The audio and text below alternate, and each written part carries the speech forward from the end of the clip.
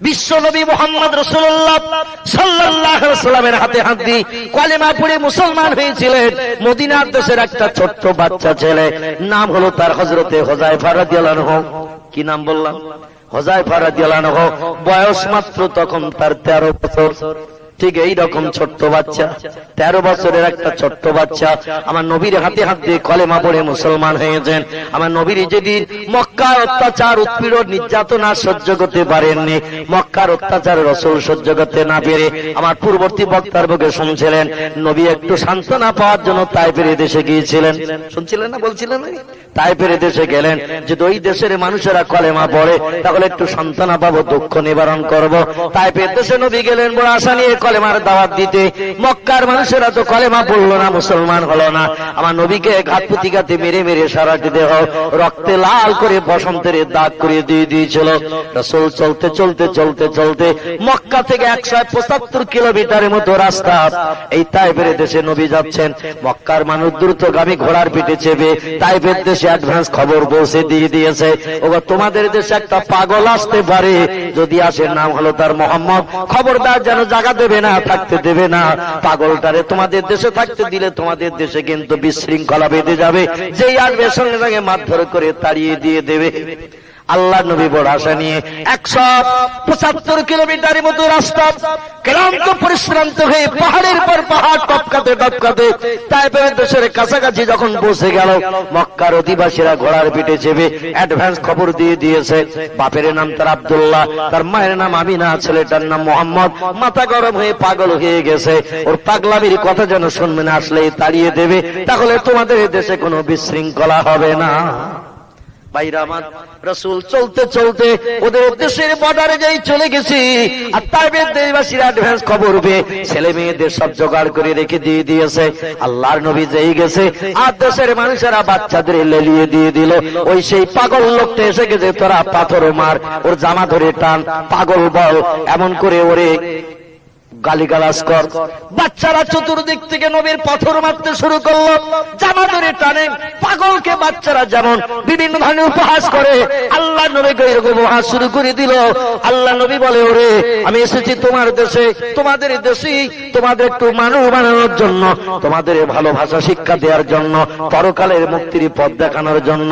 বলে আমরা খবর পেয়েছি তুমি এসে পাগলামি করবে, তোমার পাগলামি নেওয়া যাবে না, এদেশে কোনো পাগলের আশ্রয় দেব না। এত পাথর আমার নবীরে মারল, রাসূল বেহুশ হয়ে পাহাড়ের ধারে পড়ে রক্তে লাল হয়ে পড়ে। আল্লাহ নবীর সারা জামা কাপড় রক্তে ভিজে লাল হয়ে গেল।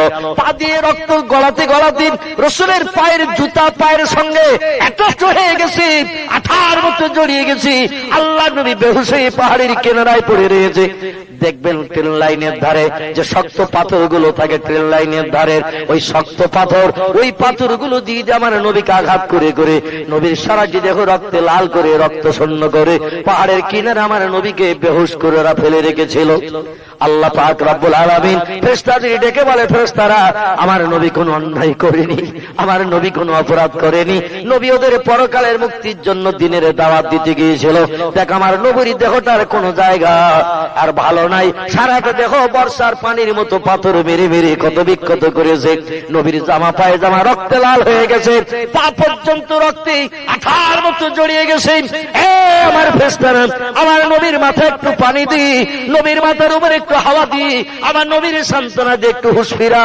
বিশ্ব নবী মুহাম্মদ রাসূলুল্লাহকে দুনিয়ার কোন মানুষ সেবা করলো না, দুনিয়ার কোন মানুষ শুশ্রূষা করলো না। আল্লাহর ফেরেশতারা আমার নবীকে সেবা করার জন্য মাথার পাশে যে হাজির হয়ে গেল। একটু জোরে বলুন সুবহানাল্লাহ। বিশ্ব নবীর মাথার পাশে এসে রাসূলের মাথায় ফেরেশতারা পানি দেয়, আল্লাহ নবীর মুখের উপরে হাওয়া দেয়, দিদি নবীর একটু হুঁশ ফিরিয়েছে। আল্লাহ নবী সাল্লাল্লাহু আলাইহি সাল্লামকে হুঁশ ফিরিয়ে ঠেলে বসে তুলে দিয়েছেন। রাসূল যেন মাথা ঘুরে পড়ে যায়। আল্লাহ নবী দাঁড়াতে গেলেন, মাথা ঘুরে পড়ে গেল, রক্ত শূন্য নবী। ফেরেশতারা বলে, ইয়া রাসূলুল্লাহ, ইয়া হাবিবাল্লাহ, হুজুর আপনি একটাবার যদি বলেন আমরা দুই দিক থেকে পাহাড় টেনে নিয়ে তায়েফবাসীদের পিষ্ট করে দাঁতা পেশাই করে ছেড়ে দিয়ে দেব। একটাবার যদি বলে ওদের উচিত শিক্ষা দিয়ে দেব, কারণ ওদের সঙ্গে আপনি শত্রুতা করেননি, ওদের জায়গা জমি কেড়ে নেননি, ওদের আপনি গালি দেননি, ওদের সঙ্গে কোনো ঝামেলা ঝঞ্ঝাট আপনি করেননি। এসেছিলেন ওদের পরকালের মুক্তির দাওয়াত দিতে, আর ওরা আপনার সঙ্গে এই দুর্ব্যবহার করেছে। আমরা ফেরেশতারাও পর্যন্ত সহ্য করতে পারছি না। সমস্ত সৃষ্টির ভিতরে আল্লাহ আপনাকে সব থেকে বেশি ভালোবাসতেন, সমস্ত সৃষ্টির ভিতরে আল্লাহ আপনাকে সব থেকে বেশি ভালোবাসেন। এমন কামনা নূরের তৈরি ফেরেশতা আমাদের থেকে আল্লাহ আপনাকে বেশি ভালোবাসেন, আর আপনার সঙ্গে দুর্ব্যবহার করবে পৃথিবীর মানুষ, আমরা এটা সহ্য করতে পারি না। একটাবার যদি বলেন দুই দিক থেকে পাহাড় টেনে নিয়ে ওদের জাতা পেশাই করে আটা বানিয়ে দিয়ে দেব, একটাবার আপনি একটু বললেই কাজ শুরু করে দেই। আল্লাহ নবী ডেকে বলে ফেরেশতারা ওরা ভুল বুঝেছে, তাই ভুল করে আমার সঙ্গে শত্রুতা করেছে। ওদের যদি তোমরা দুই দিক থেকে পাহাড় নিয়ে পেশাই করে আটা পেশাই করে দাও, আমি মুহাম্মদ রাসূলুল্লাহটা পছন্দ করি না। ওরা ভুল করেছে, কিন্তু ওদের বাচ্চা কাচ্চারা হয়তো ভবিষ্যতে কলেমা পড়ে মুসলমান হয়ে যেতে পারে। ওরা এখন ভুল করেছে, ওদের সব মেরে দিলে বাচ্চা কাচ্চাও তো শেষ হয়ে যাবে, ভবিষ্যৎ জেনারেশন বাচ্চা কাচ্চা জন্ম নেবে না।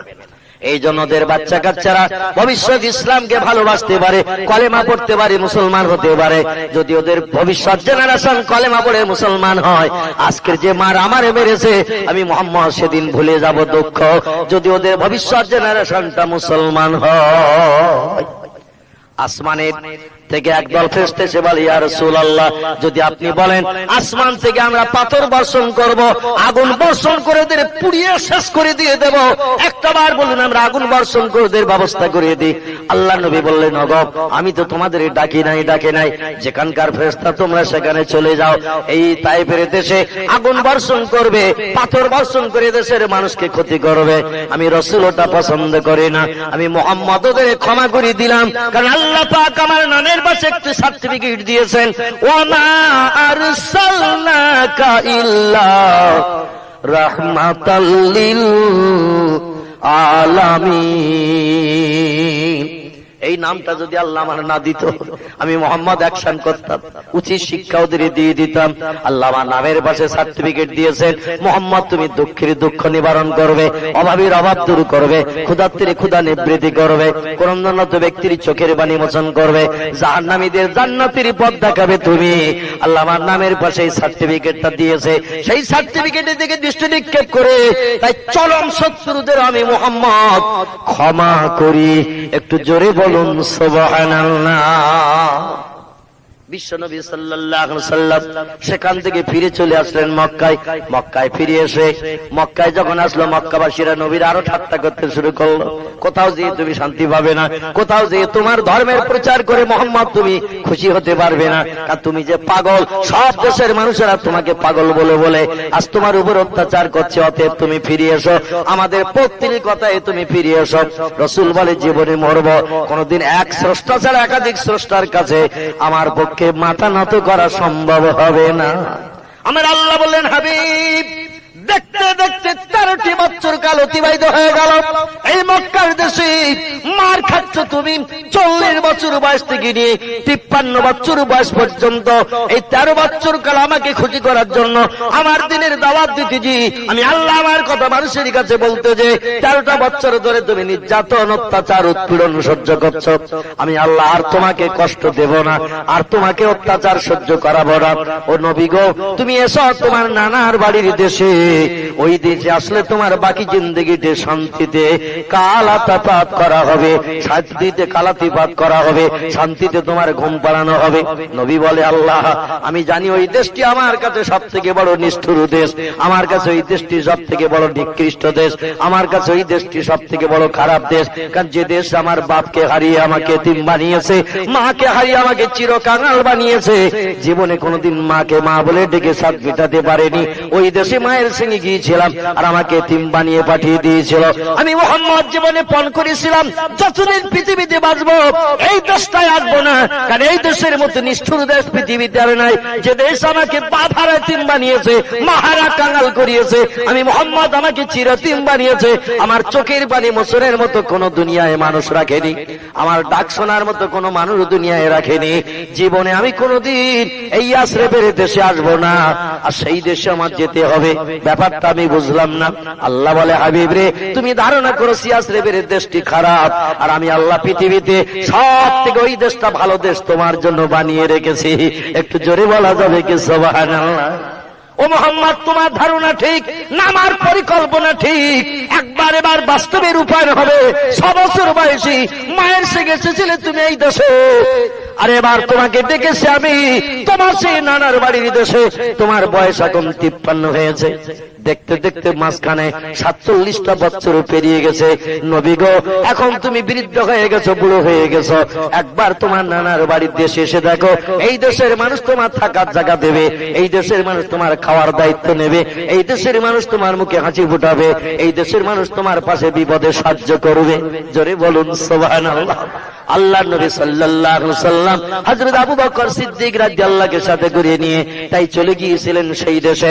লম্বা ঘটনা বিশ্ব নবীর। আমি যেটি আপনাদের কাছে বলতে চাইছিলাম সেটা হলো এই, আল্লাহ নবী যখন ওই দেশে পা দিলেন, ৩৫০০ বাচ্চা ছেড়ে নেন আমার নবীর হাতে হাত দিন। বিশ্ব নবীর মা ও বাপের কবরের বসে আমার নবীর কাছ থেকে কলেমা পড়ে মুসলমান হয়ে গিয়েছিল। একটু জোরে বলুন সুবহানাল্লাহ। মদিনা দেশে যেতে তখন 52 থেকে 55 কিলোমিটার রাস্তা বাকি। জায়গাটির নাম হলো আবওয়া প্রান্তর।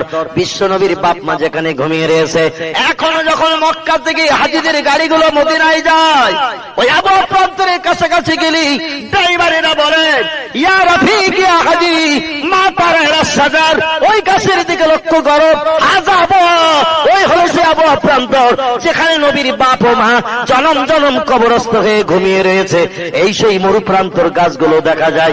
ড্রাইভারেরা, বিশেষ করে হাফসি ড্রাইভার যারা, এরা হাজীদের ডেকে ডেকে বলে, মা তারা ইয়া হাজী ইয়া রফিক, একটু দেখুন দেখুন, তাকান তাকান, ওই যে গাছগুলো দেখা যায়, ওই গাছগুলো হলো বিশ্ব নবীর বাপ মায়ের কবরস্থানের স্মৃতিচিহ্ন বহন করে রেখেছে।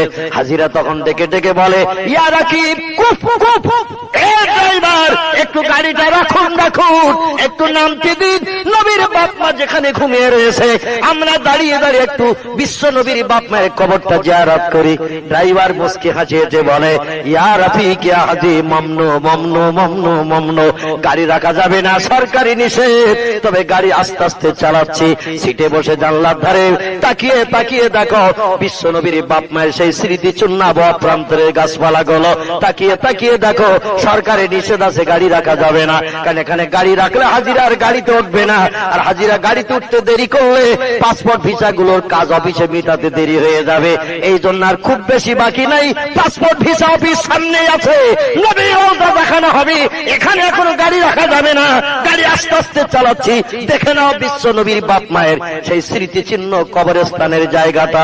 একটু জোরে বলুন সুবহানাল্লাহ। হাজিরা সিটে ঘুরে বসে বসে কেটে কেটে চোখের পানিতে বুক ভাসায়। আল্লাহ নবী মুহাম্মদ রাসূলুল্লাহ 47 বছর পরে ওই মদিনার দেশে নানার বাড়ি দেশে যখন গিয়েছিলেন, একবার গিয়েছিল মায়ের সঙ্গে 6 বছর বয়সে, আর এবার যাচ্ছেন তিনি 53 বছর বয়সে। দেখতে দেখতে মাঝখানে 47 বছর পেরিয়ে গেছে। বিশ্ব নবী যখন যাচ্ছেন, আমার আল্লাহ পাক রব্বুল আলামিন জিবরিল আমিনকে দিয়ে ডেকে বললেন, জিবরিল রে, আমার নবী যে রাস্তা দিয়ে যাচ্ছে ওই রাস্তা দিয়ে গেলে নবীর বাপ মায়ের কবর নজরে পড়বে না, সামনে আসবে না। এই জিবরিল, আমার নবী যে রাস্তা দিয়ে যাচ্ছে এই রাস্তা দিয়ে হলো হুনাইনের পাহাড়ি এলাকার রাস্তা, এই রাস্তা দিয়ে মদিনায় ঢুকলে হবে না, নবীকে একটু রাস্তা পরিবর্তন করো, পরিবর্তন করতে বলো। বদর নামক কুয়ার যে গলিপথের রাস্তাটা আছে ওই রাস্তা দিয়ে আমার নবীকে মদিনায় ঢুকতে বলো। ওই রাস্তা দিয়ে যদি আমার নবী মদিনায় ঢোকে তাহলে বাপ মায়ের কবর নজরে পড়বে। বাপ মায়ের কবর জিয়ারত করে মদিনায় ঢুকলে আমি আল্লাহ নবীর জন্য বাকি 10 বছরের জিন্দেগি রহমত বর্ষণ করব। বাপ মায়ের রুহানি দোয়ার বা বরকতে জোরে বলুন সুবহানাল্লাহ। বিশ্বনবী সাল্লাল্লাহু আলাইহি ওয়াসাল্লাম জিবরিল আমিন আলাইহিস সালামের কথা মোতাবেক যখন মক্কা থেকে হিজরত করে মদিনায় যাচ্ছিলেন, 17 দিন জিবরিলের সঙ্গে কোনো দেখা সাক্ষাৎ নাই। 17 দিনের মাথায় নবীকে যেতে 18 দিন সময় লেগেছিল। টোটাল কতদিন বললাম? 18 দিন সময় লেগেছিল মক্কা থেকে মদিনায় যেতে। তখনকার দূরত্ব পথ ছিল 600 কিলোমিটার রাস্তা, 400 মাইল দূরের পথ। এখন সৌদি সরকার পাহাড়ের ভিতর দিয়ে দূরের চালা বানিয়ে দিয়ে রাস্তার দূরত্ব কম করে দিয়েছে। এখন রাস্তার দূরত্ব হলো 431 কিলোমিটার। আমি এবছরই মাইল পর দেখলাম, টোটাল মাইল পর দেখতে দেখতে গেলাম প্রায় 6.5 ঘন্টার মতো সময় লেগে গেল মক্কা থেকে মদিনার চেকপোস্ট পর্যন্ত পৌঁছাতে। 622 কিলোমিটার রাস্তা এখন 430 কিলোমিটার হয়েছে। কারণ যখন সামনে পাহাড় পড়েছে, পাহাড়ের ভিতর দিয়ে গলিপথ বানিয়ে দিয়ে সরকার রাস্তার দূরত্ব কম করে দিয়েছে। এই পথ পাড়ি দিয়ে দিন আল্লাহ নবী মুহাম্মদ রাসূলুল্লাহকে যেতে মোট 18 দিন সময় লেগেছিল। রাসূল দিনের বেলা পাহাড়ের গর্তের ভিতরে লুকিয়ে থাকতেন, শত্রুরা যাতে ধরে জবাই করে না দেয়। রাতের অন্ধকারে নেমে আসলে আবু বকর সিদ্দিককে নিয়ে রাতের অন্ধকারে গভীরে পাহাড়ের উপর দিয়ে টপকিয়ে টপকিয়ে টপকিয়ে টপকিয়ে আমার নবী মদিনায় পৌঁছাতে 18 দিন সময় নিয়েছিল। 17 দিন অতিবাহিত হয়ে গেছে, আর একটা দিন বাকি। পথ নির্দেশক যিনি, তিনি আবু কুহাফার বেটা হযরত আবু বকর সিদ্দিক রাদিয়াল্লাহু আনহু। এই আবু বকর পথ দেখে নিয়ে যাচ্ছেন। নবী তো জীবনে একটাবার গিয়েছেন মাত্র 6 বছর বয়সে, মাঝখানে 47 বছর পেরিয়ে গেছে। নবী রাস্তায় হাঁটছে না নাই। আবু বকর মাঝে মাঝে ব্যবসা করতে ওই দেশে যায়, রাস্তা তার জানাশোনা ছিল, তাই তিনি রাস্তা দিয়ে নিয়ে যাচ্ছেন। জিবরিল এসে বলে, ইয়া রাসূলুল্লাহ, ইয়া হাবিবাল্লাহ, হুজুর যে রাস্তা দিয়ে আপনি যাচ্ছেন এই রাস্তা দিয়ে মদিনায় ঢুকবেন না। নবী বলছেন, কারণটা কি? বলে, আল্লাহ হুকুম করেছে আপনাকে রাস্তা পাল্টিয়ে অন্য রাস্তা দিয়ে মদিনায় ঢুকতে হবে। নবী বললেন, এই রাস্তাটা আমাদের কাছে ভালো, এই রাস্তাটা আমাদের কাছে প্রিয় পছন্দনীয়। কারণ এই রাস্তায় সামনে কিছু দূর গেলে গেলে ঝোপঝাড় পাওয়া যায়, এই রাস্তায় সামনে কিছু দূর গেলে গেলে বড় বড় পাহাড় পাওয়া যায়। শত্রুরা হঠাৎ যদি তাড়া দেয় ঝোপের ভিতরে লুকাতে পারবো, তাড়া দিলে পাহাড়ের গর্তে আমরা লুকিয়ে থাকতে পারবো, শত্রু আমাদের আর পাবে না, প্রাণ নাশ করতে পারবে না। অন্য কোন রাস্তা দিয়ে গেলে তো বিপদে পড়তে পারি। জিবরিল বলেন, ইয়া রাসূলুল্লাহ, আল্লাহ হুকুম করেছেন নিশ্চয় আল্লাহ আপনাদের হেফাজত করবেন। আপনি বদর নামক যে কুয়ার রাস্তাটি আছে ওই রাস্তা দিয়ে যান, হুনাইনের রাস্তা ছেড়ে দেন। আল্লাহ নবী বলেন, আবু বকর, আমি আল্লাহর হুকুমের খেলাফ তো করতে পারি না। আল্লাহ যখন বলেছেন আমাদের প্রিয় রাস্তা পরিবর্তন করে চলো এই রাস্তা দিয়ে যাই, সেই রাস্তায় নবী যাওয়া শুরু করেছেন সন্ধ্যার পরে। রাত ভোর চলতে চলতে ভোর হয়ে গেছে। ওই বাবলা বাগানে যে নবী হঠাৎ থমকে দাঁড়িয়ে গেছে। রাসূল ডেকে বলছেন, আবু বকর, ভোর হয়ে গেছে, সকাল হয়ে গেছে, একটু বাদই সূর্যোদয় হবে, এ আমরা কোন জায়গায় এসেছি? আবু বকর বলছেন, ইয়া রাসূলুল্লাহ, হাযা আবওয়াব, এটা হলো আবওয়াব প্রান্তর, বাবলা বাগান। মাঝে মাঝে খেজুর গাছ আছে, নালার ভিতরে গর্তের ভিতরে খেজুর গাছ আছে। ইয়া রাসূলুল্লাহ, এটা হলো আবওয়াব প্রান্তর, আবওয়াব প্রান্তর লাল বালির দেশ। নবী বলছেন, এটা কি সেই আবওয়াব যেখানে আমার বাপ, যেখানে আমার মাকে জনম জনম কবরস্থ করে এতিম সেজে কাঁদতে কাঁদতে মক্কার দেশে গিয়েছিলাম? আবু বকর বললেন, না আমি ইয়া রাসূলুল্লাহ, আল্লাহর নবী গো, হ্যাঁ হ্যাঁ, এটা হলো সেই আবওয়াব প্রান্তর যেখানে আপনার বাপ মা কবরস্থ হয়ে রয়েছে। রাসূল বলে, কমি আবু বকর, দাঁড়াও তুমি, আমার একটা জায়গা দেখি আমার অন্তরটা কেঁদে উঠেছে। ওই যে উঁচু ঢিবি মতো দেখছি, বালির ঢিবি, আমি দেখে যেন চিনতে পারছি এখান থেকে 47 বছর আগে আমার বাপির কবর দেখতে এসে মাকে ওই বালির ঢিবির পাশে মক্কাবাসীদের সাহায্য নিয়ে আমি দাফন করে দিয়ে কাঁদতে কাঁদতে এতিম হয়ে চলে গিয়েছিলাম। সুযোগ যখন হয়ে গেছে বাপ মায়ের কবরটা একটু জিয়ারত করে যাই। জোরে বলুন সুবহানাল্লাহ। আল্লাহর নবী বাপ মায়ের কবর সামনে রেখে দাঁড়িয়ে দাঁড়িয়ে ফপিয়ে ফপিয়ে কাঁদছেন। ও আমার আব্বা জান আব্দুল্লাহ, আম্মা জান আমিনা, একবার তাকিয়ে দেখুন আপনাদের এই বেটা মুহাম্মদ রাসূলুল্লাহ কি নিরাশা, কি দুর্দশা রাজখানে পতিত। যখন যেখানে যায় সে দেশের মানুষরা আপনাদের বেটাকে পাগল বলে, গালি দেয়, মাথা গরম বলে, কত মার মেরে মেরে দেহটা রক্তে লাল করে দেয়। একটাবার তাকিয়ে দেখুন মুহাম্মদের পৃথিবীতে দুঃখ মোচনের কেউ নাই। ছিল একজন আমার মহব্বতের মানুষ, খাদিজা খোয়াইলেদের বেটি, আল্লাহ তাকেও তুলে নিয়ে নিয়েছেন। আজকের আমার গায়ে একটু মলম দেওয়ার মতো কেউ নাই। আল্লাহর নবী কাঁদছেন। হঠাৎ করে 3500 বাচ্চা ছেলে মেয়ে বিশ্ব নবীর কান্নার আওয়াজ শুনে দৌড়িয়ে দৌড়িয়ে আমার নবীর কাছে হাজির হয়েছে। এ বাচ্চারা ছিল সব মদিনার ছেলে মেয়ে। জোরে বলুন সুবহানাল্লাহ। 9 বছরের কম বয়স কারো ছিল না, আবার 13 বছরের উপরে বয়স কারো ছিল না। 9 থেকে 13 এরই ভিতরে ছেলে মেয়ের সংখ্যা ছিল 3,500। 3,500 বাচ্চা ছেলে মেয়ে আমার নবীকে এগিয়ে নিতে এসেছে। মোহাম্মদ রাসূলুল্লাহ আসছে, আবিসিনিয়ার ব্যবসায়ীরা খবর পৌঁছে দিয়েছে, অতএব চলো আমরা নবীকে নিয়ে আসবো, এগিয়ে নিয়ে আসবো। 4টে রাস্তায় 4 দল মানুষ চলে গেছে, কিন্তু এই বাচ্চারা বলল যে রাস্তায় আমাদের পিতা চাচা দাদারা গেছে ও রাস্তায় নবী নিশ্চয়ই আসবে না। নবী আসছে 47 বছর পর আমাদের দেশে, নিশ্চয়ই ওনার বাপ মায়ের কবরের রাস্তা ছাড়বে না। জোরে বলুন সুবহানাল্লাহ। বন্ধু, সিরাতের কিতাব এসেছে একটা রাস্তায় 40 জন, একটা রাস্তায় 42 জন, একটা রাস্তায় 45 জন, আরেকটা রাস্তায় 40 জন। এই 4টে দলে বিভক্ত হয়ে 4 রাস্তায়, একটা হলো হুনাইনের রাস্তা, একটা হলো উহুদের রাস্তা, একটা হলো কাদেসিয়ার রাস্তা, একটা হলো খাকসিয়ার রাস্তা। এই 4টে রাস্তায় 4 দল মানুষ আমার নবীকে এগিয়ে নিয়ে যাওয়ার জন্য এসেছে, কিন্তু আমার নবী 4টে রাস্তার কোন রাস্তা দিয়ে মদিনায় ঢুকছে না। যে রাস্তা দিয়ে ঢুকছেন সেটা হলো ওই বদর নামক কুয়ার গলিপথের রাস্তাটি। আর ওই রাস্তায় 3,500 বাচ্চা ছেলে মেয়ে পাহাড়ের উপরে বসে রাত জেগে রয়েছে। আল্লাহ নবী মুহাম্মদ রাসূলুল্লাহ আসছে আমাদের দেশে, আমরাই নবীকে দেখবো, নবীকে সঙ্গে করে নিয়ে আসবো। আল্লাহ বলেন, জিবরিল রে, বাচ্চারা যদি আমার নবীকে দেখতে না পায় ওরা প্রাণ পেটে মারা যাবে। 50 থেকে 55 কিলোমিটার রাস্তা ওই বাচ্চারা নবীকে পাওয়ার জন্য দৌড়িয়ে দৌড়িয়ে এসেছে। আমি আল্লাহ ওদের অপমান করতে চাই না, আমার নবীর রাস্তা পরিবর্তন করতে বল। সারা রাত জেগে পাহাড়ের উপরে বসে রয়েছে। বদর নামক কুয়ার পাশে যে পাহাড়টি, এই পাহাড়ের উপরে বসে মক্কার দিকে ফিরে তাকিয়ে রয়েছে।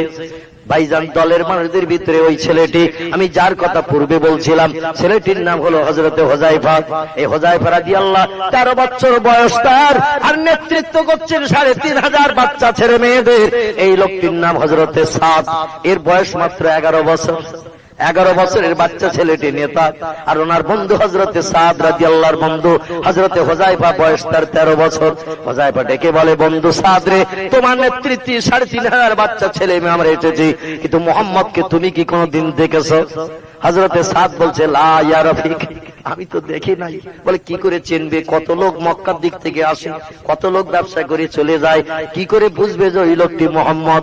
হযরতে সাদ দেখে বলছে, বন্ধু, আমার বাবার মুখে যা গল্প শুনেছি, তৌরাতের কথা, ইনজিলের কথা, জবুরের কথা, আমার বাবা আসমানি 3 কিতাবের জ্ঞানী পণ্ডিত, আমার বাবার মুখে আখিরি জামানার নবীর যে গল্প আমি শুনেছি, তাতে আমি বুঝেছি মুহাম্মদ রাসূলুল্লাহ আমাদের দেশে যখন আসবে, ওনার বাপ মায়ের কবরে দাঁড়িয়ে দাঁড়িয়ে কাঁদবে, কারণ ওনার বাপ মায়ের কবর আমাদের দেশের পাশে রয়েছে।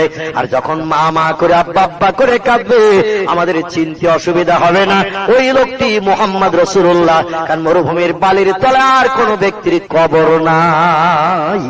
জোরে বলুন সুবহানাল্লাহ। আর কারো কবর নাই, ওই লোকটার বাপ মায়ের কবর রয়েছে। আল্লাহ নবী বাপ মাকে ডেকে ডেকে যখন কাঁদে, হযরতে সাদ বলে, ও আমার সঙ্গী সাথীরা, তোমরা কি বুঝতে পারছো কোন কান্নার আওয়াজ কি কানে আসছে? সকলে বলে, না আমি আঁকি, হা হা, আমাদের এখানে কান্নার আওয়াজ আসছে। বলে, ইজহাব, তাহলে চলো চলো আমরা কান্নার আওয়াজ ভর করে এগিয়ে যাই। দূরে এগিয়ে এসে দেখি ওই বড় বালি প্রান্তরী লাল বালির মাঠে 2 জন ব্যক্তি দাঁড়িয়ে দাঁড়িয়ে কাঁদছে, আব্বা বাম মাম্মা করে কাঁদছে। সাদ রাদিয়াল্লাহু 3,500 বাচ্চা ছেলে মেয়েকে নিয়ে আমার নবীকে ঘেরাও করে দাঁড়িয়ে গেছে। ওরাও দাঁড়িয়ে যে নবীর মুখের দিকে তাকাচ্ছে। বিশ্ব নবীর চেহারাটা ছিল চাঁদের মতো উজ্জ্বল। আল্লাহ নবী যখন ঘেমে যেতেন, কপাল দিয়ে যে ঘামের ফোঁটা পড়ত, সূর্যের কিরণের থেকেও জ্যোতিষ্কময় ছিল। বিশ্ব নবীর গালে আল্লাহ যে দাঁত দিয়েছিলেন, দাঁতগুলো দুধের থেকে সাদা, আর তার থেকে একটা ঝলকানি আলো বেরিয়ে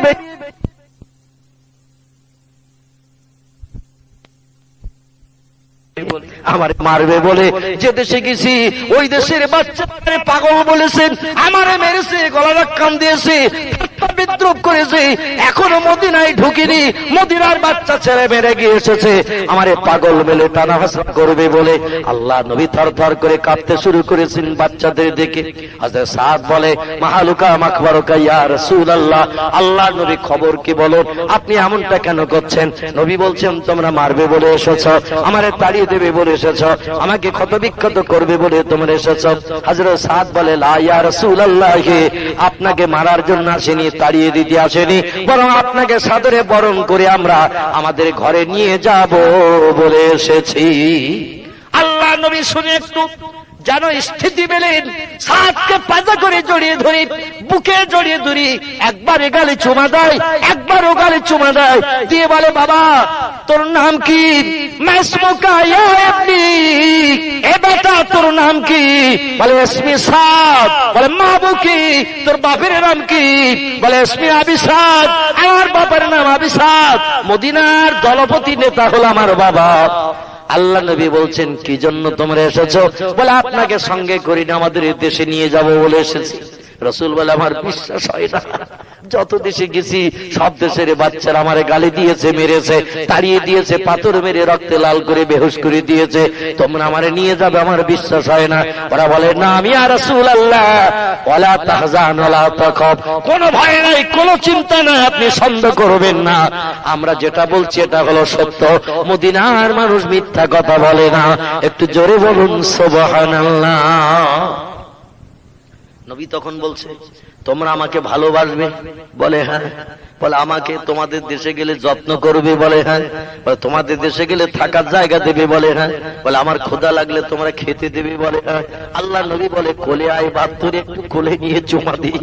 এমন কথা কোন দেশেরই বাচ্চার মুখে আমি শুনি নাই। আল্লাহ নবী ওরে আবার পাজা করে জড়িয়ে ধরে চুমা খায়। চুমা খেয়ে বলছি, যাহাব ইয়া ইবনি, ও বেটা, এ ছেলেরা তাহলে চলো, ও মেয়েরা তাহলে চলো, আমি তোমাদের দেশেই যাব বলে এসেছি। হযরত সাদ বলছি, ইয়া রাসূলুল্লাহ, আমার পাশে দাঁড়িয়ে আছে এই যে ছেলেটি, এ হলো আমার মহব্বতের বন্ধু, আমি যেটা ভালো খাই আমার বন্ধুকে খাওয়াই, আমার বন্ধু যেটা ভালো খায় আমাকেও খাওয়াই। ইয়া রাসূলুল্লাহ, আমাদের দুইজনের ভিতরে বন্ধুত্ব গাঢ়তর রয়েছে, আর এই দুই বন্ধু নেতৃত্ব দিয়ে এই এত বাচ্চা ছেলে মেয়ে ডেকে এনেছি আপনাকে আমাদের দেশে নিয়ে যাব বলে। নবী গো, আপনি যাবেন আমাদের দেশে, থাকবেন, খাবেন, ঘুমাবেন, সমস্ত দায়িত্ব পালন করবো আমরা, তবে আমাদের দুইজনের দুটো দাবি আপনার কাছে। এই আবহাওয়া প্রান্তরের বাবলা বাগানের লাল বালির উপরে আমরা দুইজন দুটো দাবি রাখবো। ৩,৫০০ বাচ্চা ছেলে মেয়েদের তরফ থেকে আমাদের দাবি দুটোকে একটু কবুল করবে। রাসূল হযরতে সাদকে ডেকে বলছে, বাবা এমন দাবি যেন করো না, আমি দাবি পূর্ণ না করতে পেরে অখুশি হয়ে, আমি কিন্তু এসেছি রাতের অন্ধকারে গভীরে, টাকা পয়সা নিয়ে আসতে পারিনি, মক্কা থেকে সোনা দানা নিয়ে আসতে পারিনি, তেমন কিছু তোহফা খাবার তোমাদের জন্য নিয়ে আসতে পারিনি যে তাই দিয়ে তোমাদের খুশি করব।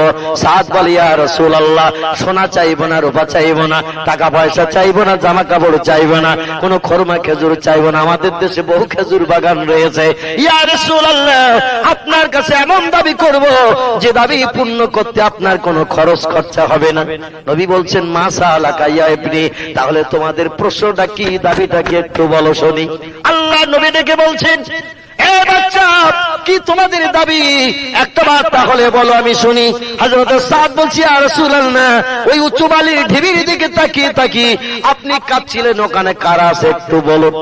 নবী বলছেন, ওখানে আমার বাপ আর মা জনম জনম ঘুমিয়ে রয়েছে, তাই বাপ মায়ের কবর জিয়ারত করছিলাম কেঁদে কেঁদে। সাদ বলি, ইয়া রাসূলুল্লাহ, আপনার বাপ মা আমাদের দেশের বর্ডারে ঘুমিয়ে রয়েছে, এজন্য আমরা ধন্য, আমরা পুণ্য। আখিরি জামানা নবীর বাপ মা আমাদের দেশের বর্ডারে ঘুমিয়ে রয়েছে, আপনার বাপ মায়ের কবর সাক্ষী রেখে আমাদের কাছে আজ একটু ওয়াদা করুন, যতদিন দুনিয়ায় বাঁচবেন আমাদের মদিনা ছাড়া অন্য কোন দেশে যেয়ে থাকবেন না, এই দাবিটা আপনার কাছে রাখলাম। একটু জোরে বলা যাবে না সুবহানাল্লাহ? আর একটু জোরে বলুন সুবহান। নারে তাকবীর। 11 বছরের বাচ্চা ছেলেটার ব্রেন মগজে আল্লাহ কি জ্ঞান দিয়ে দিয়েছেন দেখুন।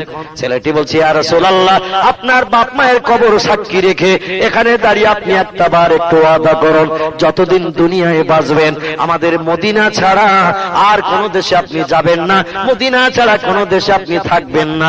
নবী বললেন, কেন বাবা? বলে, আপনি কিছুদিন আমাদের দেশে থাকবেন, আপনাকে দেখবো, আপনার সঙ্গে ঘুরবো ফিরবো বেড়াবো, আর আপনি আমাদের রেখে অন্য দেশে চলে যাবেন, পাগল হয়ে বুক ফেটে মারা যাবো, আপনাকে পাবো না, ও জ্বালা সহ্য করতে পারবো না।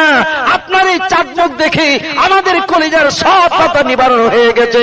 এমন মিষ্টি মধুর কথা, এমন মিষ্টি মুখ, মিষ্টি চেহারা জীবনে কোনোদিন কোনো মানুষের দেখিনি।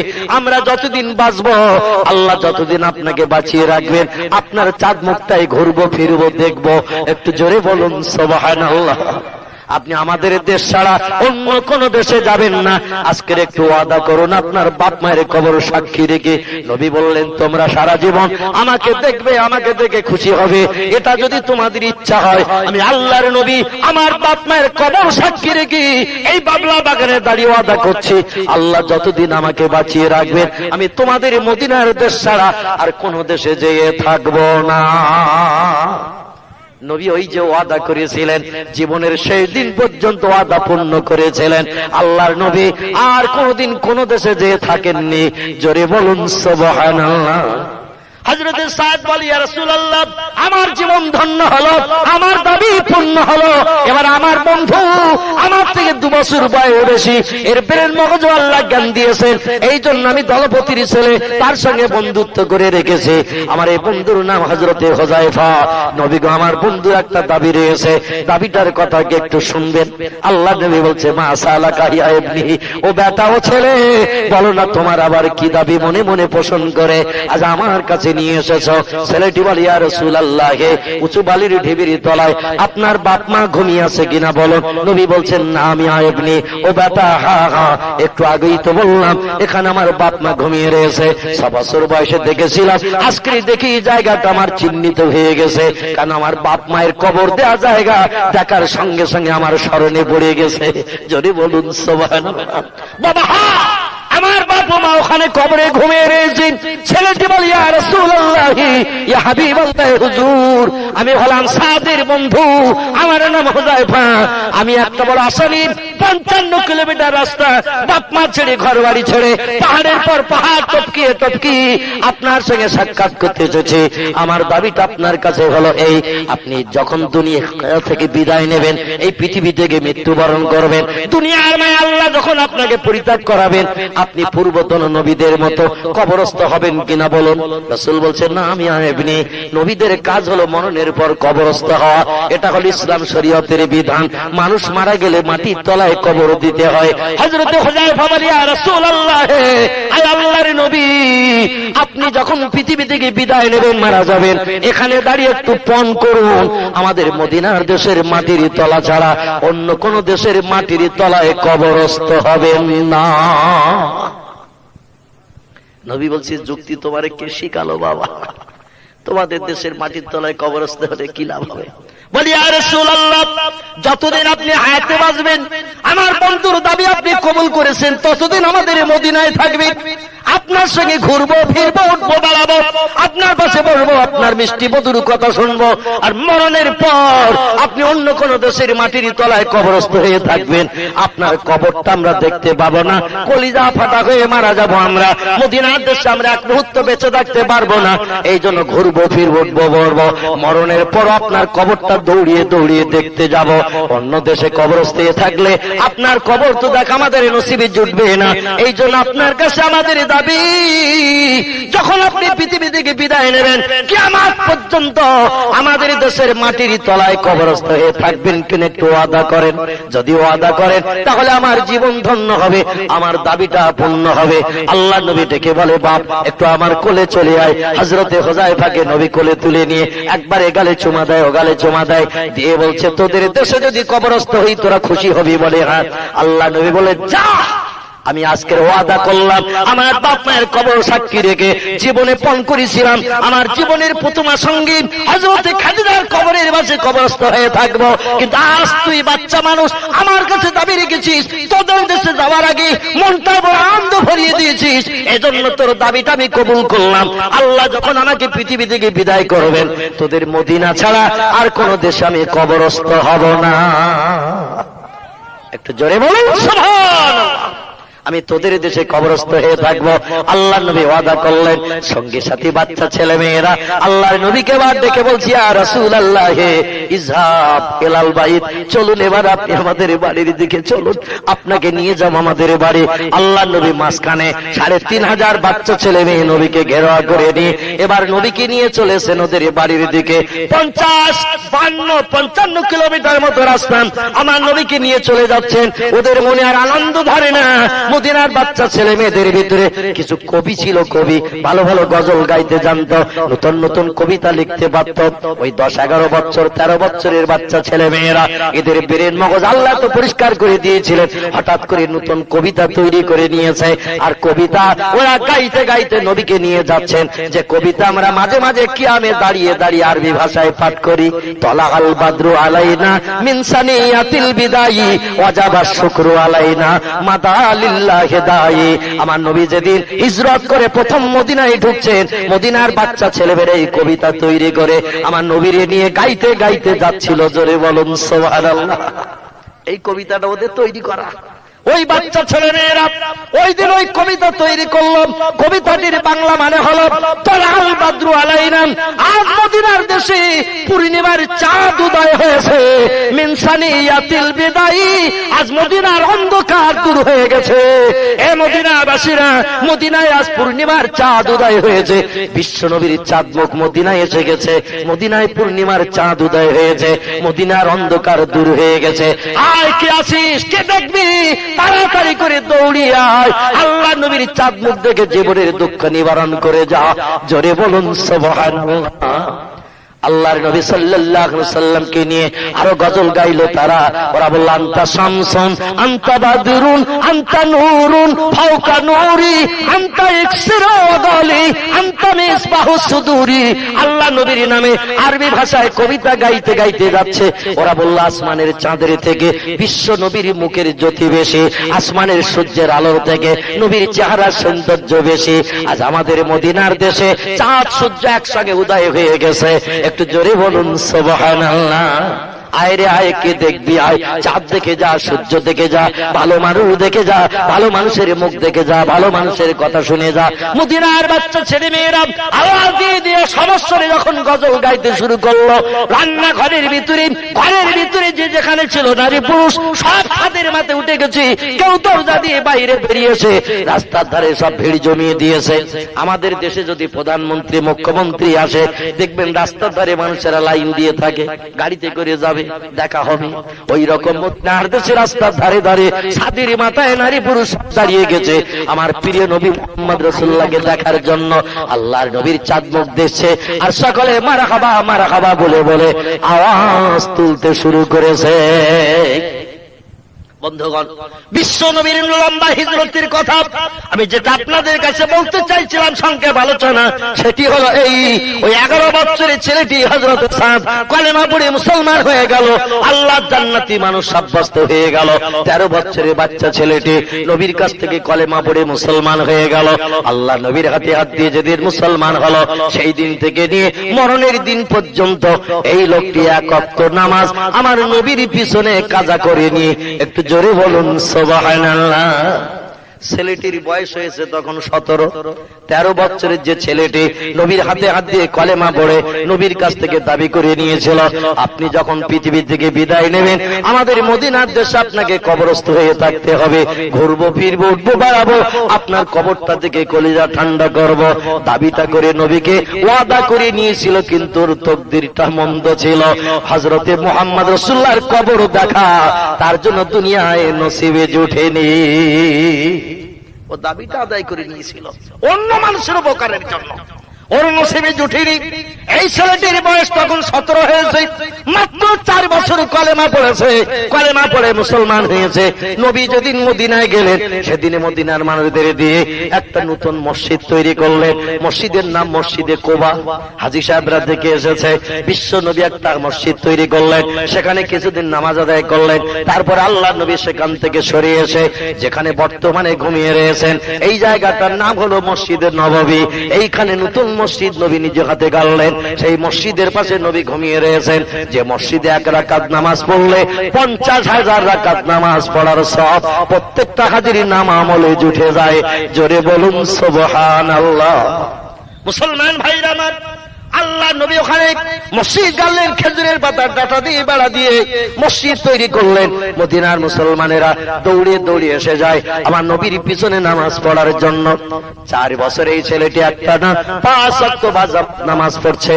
একদিন আল্লাহর নবী সাল্লাল্লাহু আলাইহি ওয়াসাল্লাম আসরের নামাজ আনতে মসজিদে নববীর মেহরাবে বসা। রাসূলের সেই মেহরাবটি আজও মদিনার মানুষ যত্ন করে রেখে দিয়েছে।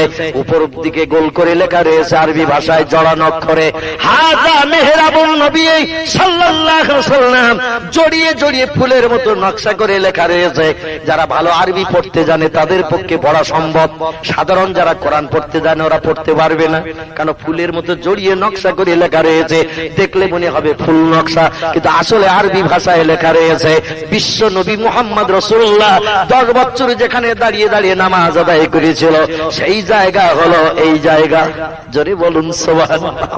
প্রতি 5 ওয়াক্ত নামাজ হয়ে গেলে লক্ষ লক্ষ হাজী নবীর মেহরাবকে সামনে রেখে 2 রাকাত করে নফল নামাজ পড়ে। কারণ নবীর 10 বছরের টোটাল নামাজ আল্লাহ কবুল করেছে। কোন হাজী ওখানে দাঁড়িয়ে যদি 2 রাকাত নামাজ পড়ে, তার জীবনের কোন নামাজ কবুল না হলো ওই 2 রাকাত নবীর ওসিলা করে কবুল হয়ে যাবে। যদি 2 রাকাতও সুযোগ পায়, ওই 2 রাকাত কবুল হয়ে যাবে আমার নবীর ইজ্জতের খাতিরে।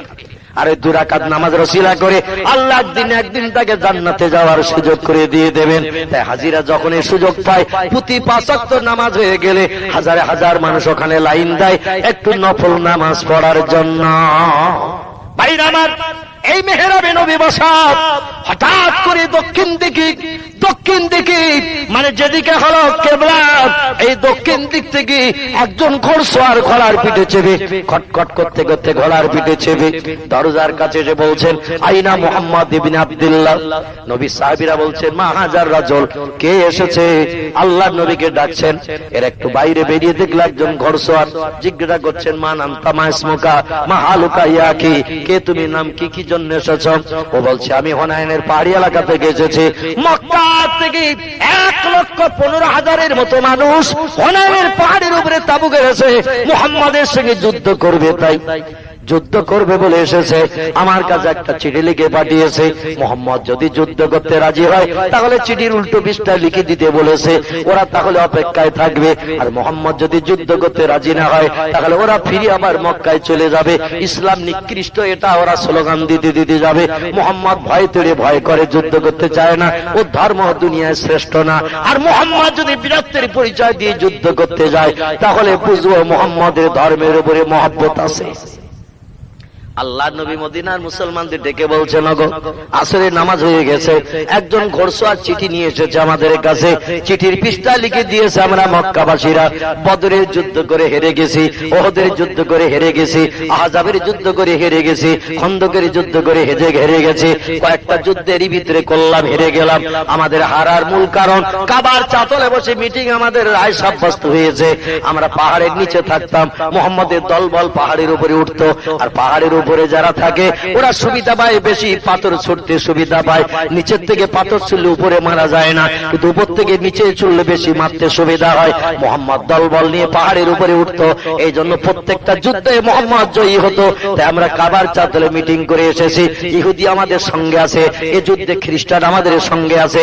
আর মক্কার আমরা কুরাইশদের দল প্রত্যেক কদর সব মানুষ একসঙ্গে 1,15,000-এর মতো এসেছি। মোহাম্মদের সঙ্গে এবার মক্কা মোকাবেলা করে আমরা জয়ী হব। আমরা এবার আর হারবো না, তবে এবার আর পাহাড়ের নিচে থাকবো না, আমরা সব পাহাড়ের উপরে স্পেশাল অ্যাডভান্স যে তাবু গড়িয়ে নিয়েছি।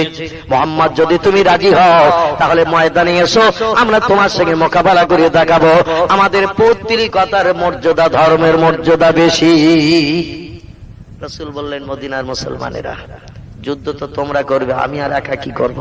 আমার একার পক্ষে তো যুদ্ধ করা সম্ভব না। এখন কোনটা করা যাবে? চিঠির উত্তর কি লিখবো? সাহাবীরা বলেন, ইয়া রাসূলুল্লাহ, আমরা তো নামাজ পড়ি আপনার পেছনে, আর আল্লাহর কাছে হাত তুলি আর কাঁদি, বলি আল্লাহ কখন একটু যুদ্ধের ঘোষণা হবে, যুদ্ধের দামামা বাজবে, আমরা একটু ময়দানে যাব মোকাবেলা করতে, যে যুদ্ধের ময়দানে শহীদ হয়ে যাব, এটা আমাদের জীবনের বড় শখ। কারণ আপনি জানিয়েছেন হাসরের ময়দানে, কিয়ামতের মাঠে ওদের কোনো হিসাব নিকাশ হবে না। যারা খোদার দ্বীন প্রচার করতে যেয়ে দুনিয়া থেকে শহীদ বরণ করবে, এরা কবর থেকে হাসরে উঠবে, ওখান থেকে নাচতে নাচতে বেসতে যাবে, এদের কোনো হিসাব নিকাশ হবে না। ইয়া রাসূলুল্লাহ, ওই মরণটা আমাদের খুব প্রিয়, পছন্দনীয়, কিন্তু যুদ্ধ না হলে তো হয় না। তাই আমরা অপেক্ষা করি কখন কোন দিন একটু যুদ্ধের খবর হবে। হঠাৎ খবর হয়েছে মানে আমরা খুশি। আল্লাহ নবী, আমরা যুদ্ধ করতে রাজি আছি, ইসলামের জন্য, খোদার দ্বীন প্রচারের জন্য আমরা মোকাবেলা করব। নবী বলছে, নগর 1,15,000-এর মতো এসেছে, তোমরা কতজন একটু গণনা করো। মসজিদে নববীতে আসলে নামাজ হয়ে গেছে, এছাড়া কি বাড়ি ঘরে আর কোন মুসলমান আছে? সাহাবীরা বলল, লা ইয়া রাসূলুল্লাহ, যে কি মুসলমান হয় সে আপনার পিছনে 5 ওয়াক্ত জামাতে নামাজ আদায় করে, ওতে কোন মুসলমান ঘরে আছে বলে আমাদের বিশ্বাস নাই। মুসলমান যে হবে এসে আজান হলে মসজিদে আসবে, অতএব টোটাল মুসলমান আমরা সব মসজিদে আছি। নবী বললেন, কতজন তোমরা একটু গণ। সাহাবীরা গণনা করলো, মুসলমানের সংখ্যা হয়েছে 4,500। কতজন বললাম? 4,500। সৈন্যরা হলো 1,15,000। মোকাবেলা করা যাবে তো নাকি? এখন যদি এইরকম হয়, বলবে মৌলবীর মাথা গরম হয়ে গেছে, ওখানে গেলে নিঃশেষে খেয়ে ফেলবে সব। ওরা 1,15,000, আমরা মাত্র 4,500। ঝামেলা করা যাবে না, ওখানে যাওয়া যাবে না, গেলে আর কেউ ফেরবে না, বিবি বাচ্চা ও আর জীবনে কারো নসিবে জড়বে না, আর ওরাও জীবনে আর বাপকে পাবে না, স্বামীকে পাবে না, দরকার নেই। নবী বললেন, তোমরা কতজন? বলে, আমরা 4,500। আল্লাহ নবী বললেন, তোমরা পারবে? বলে, আল্লাহ যদি রহম করে আমরা মোকাবেলা করে জয়ী হব। জোরে বলুন সুবহানাল্লাহ। রাসূল বললেন, ওই বিশাল ভয়ঙ্কর যুদ্ধ হবে হুনাইনের পাহাড়ি এলাকায়। ওরা পাহাড়ের উপরে উঠেছে, নিচে পাথর ছুড়বে, তোমরা থাকবে নিচে। ওরা অ্যাডভান্স আগে জায়গাগুলো সব দখল করে নিয়েছে, তোমাদের হঠাৎ যে ওদের সঙ্গে মোকাবেলা করতে হবে। এ সাহাবীরা, তোমরা ভীত সন্ত্রস্ত নও তো? বলে, লা ইয়া রাসূলুল্লাহ, আমরা ভীত সন্ত্রস্ত নই। নবী বললেন, তাহলে কার নেতৃত্বে যুদ্ধ করবে? কে তোমাদের নেতৃত্ব দেবে বলো? সাহাবীরা বলেন, ইয়া রাসূলুল্লাহ, যত যুদ্ধ হয়েছে প্রত্যেকটি যুদ্ধে আপনি সেনাপতি ঠিক করে দিয়েছেন, আর আমরা সেনাপতির সেনাপতিত্ব গ্রহণ করে যুদ্ধ করেছি। আল্লাহ আমাদের জয়ী করে মুখে হাসি ফুটিয়েছেন। হুনাইনের পাহাড়ি এলাকায় আমাদের সেনাপতি কে হবে, নেতা কে হবে, ওটা আপনি ঠিক করে দেবেন, আর আপনার নেতৃত্ব নিয়ে সেনাপতির কথা শুনে মোকাবেলা করব ময়দানে। আল্লাহ নবী বললেন, শোনো, ওই যুদ্ধের ময়দানে সেনাপতি যে হবে, আমি একটা নতুন নাম তোমাদের কাছে প্রস্তাব দেব। সাহাবীরা বললেন, মা হিয়া ইয়া রাসূলুল্লাহ, সেই নতুন নামটি কি বলেন? আল্লাহ নবী বললেন, ওই আবওয়া প্রান্তরের বাদলা বাগানে আমি মুহাম্মদ রাসূলুল্লাহ আমাকে ওয়াদা করেছিল মদিনার দেশে কবরস্থ হয়ে থাকার জন্য। 13 বছরের ছোট্ট বাচ্চা ছেলেটি, সে আমার হাতে হাত দিয়ে কলেমা পড়ে মুসলমান হয়েছিল। বর্তমানে মদিনায় আমি আছি 4 বছর। কতদিন বললাম? বর্তমানে মদিনায় 4 বছর আছি। ছেলেটি 4 বছরের কলেমাধারী। ওই ছেলেটির বয়সে যখন 17 পদার্পণ করেছে, নাম হলো তার হযরতে হুযায়ফা, সাদের বন্ধু। আমি এই ছেলেটাকে প্রধান সেনাপতির নাম হিসাবে প্রস্তাব দিলাম, তোমাদের যদি দ্বিমত থাকে তাহলে বলো। 17 বছরের বাচ্চা ছেলেটা যুদ্ধের প্রধান সেনাপতি হবে। জোরে বলুন সুবহানাল্লাহ। সাহাবীরা একে অপরে একটু কানাঘুষো করছে, বলে, নবী বোধহয় ভয়ঙ্কর যুদ্ধের চিন্তা করতে যে মাথাটা একটু গরম গরম হয়ে গেছে।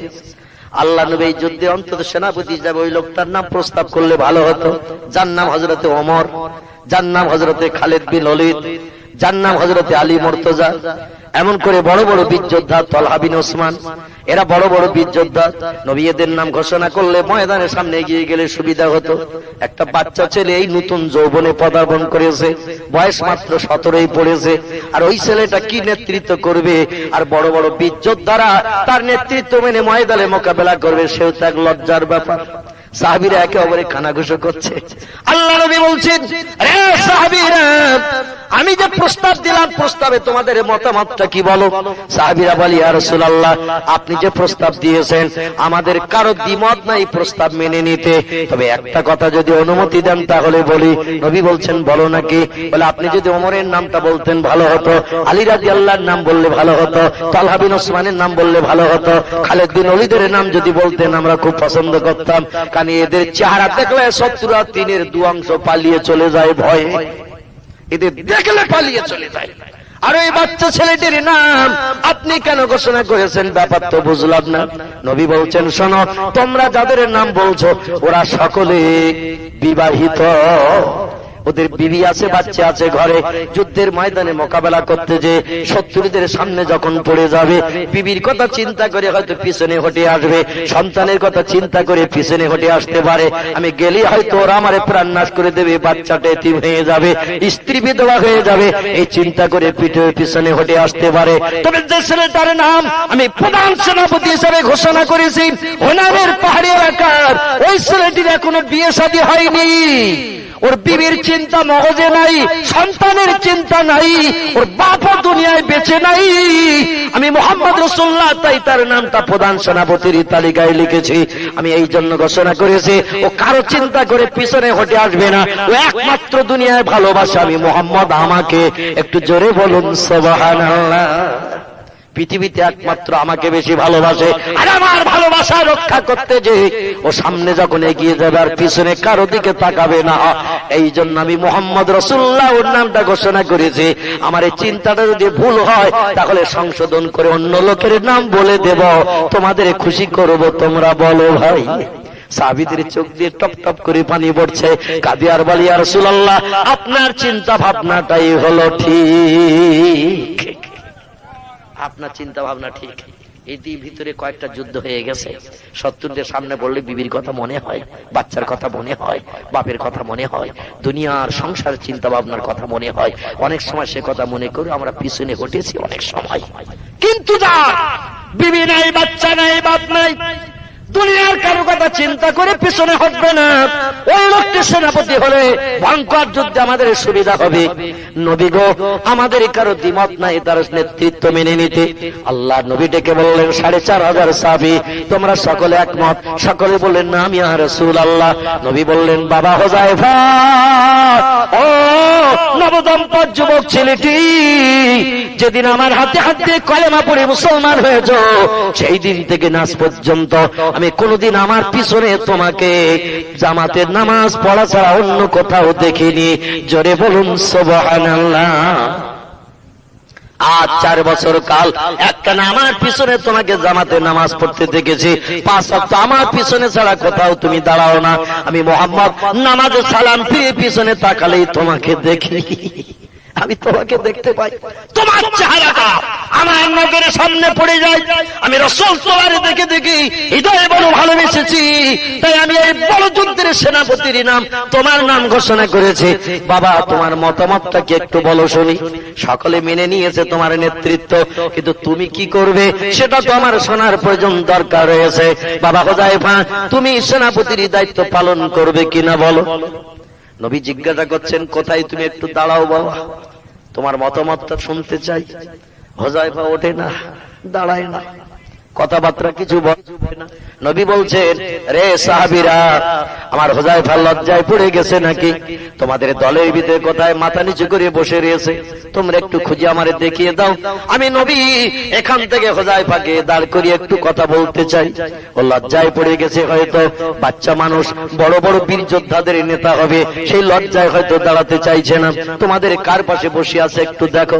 সাহাবীরা ডাইনে বামে সামনে পিছনে 4500 মুসলমানের ভিতরে মসজিদে নববীর ভিতরে এদিক ওদিকে তাকিয়ে থাকে, হুযায়ফা আসলে মজলিসে নাই।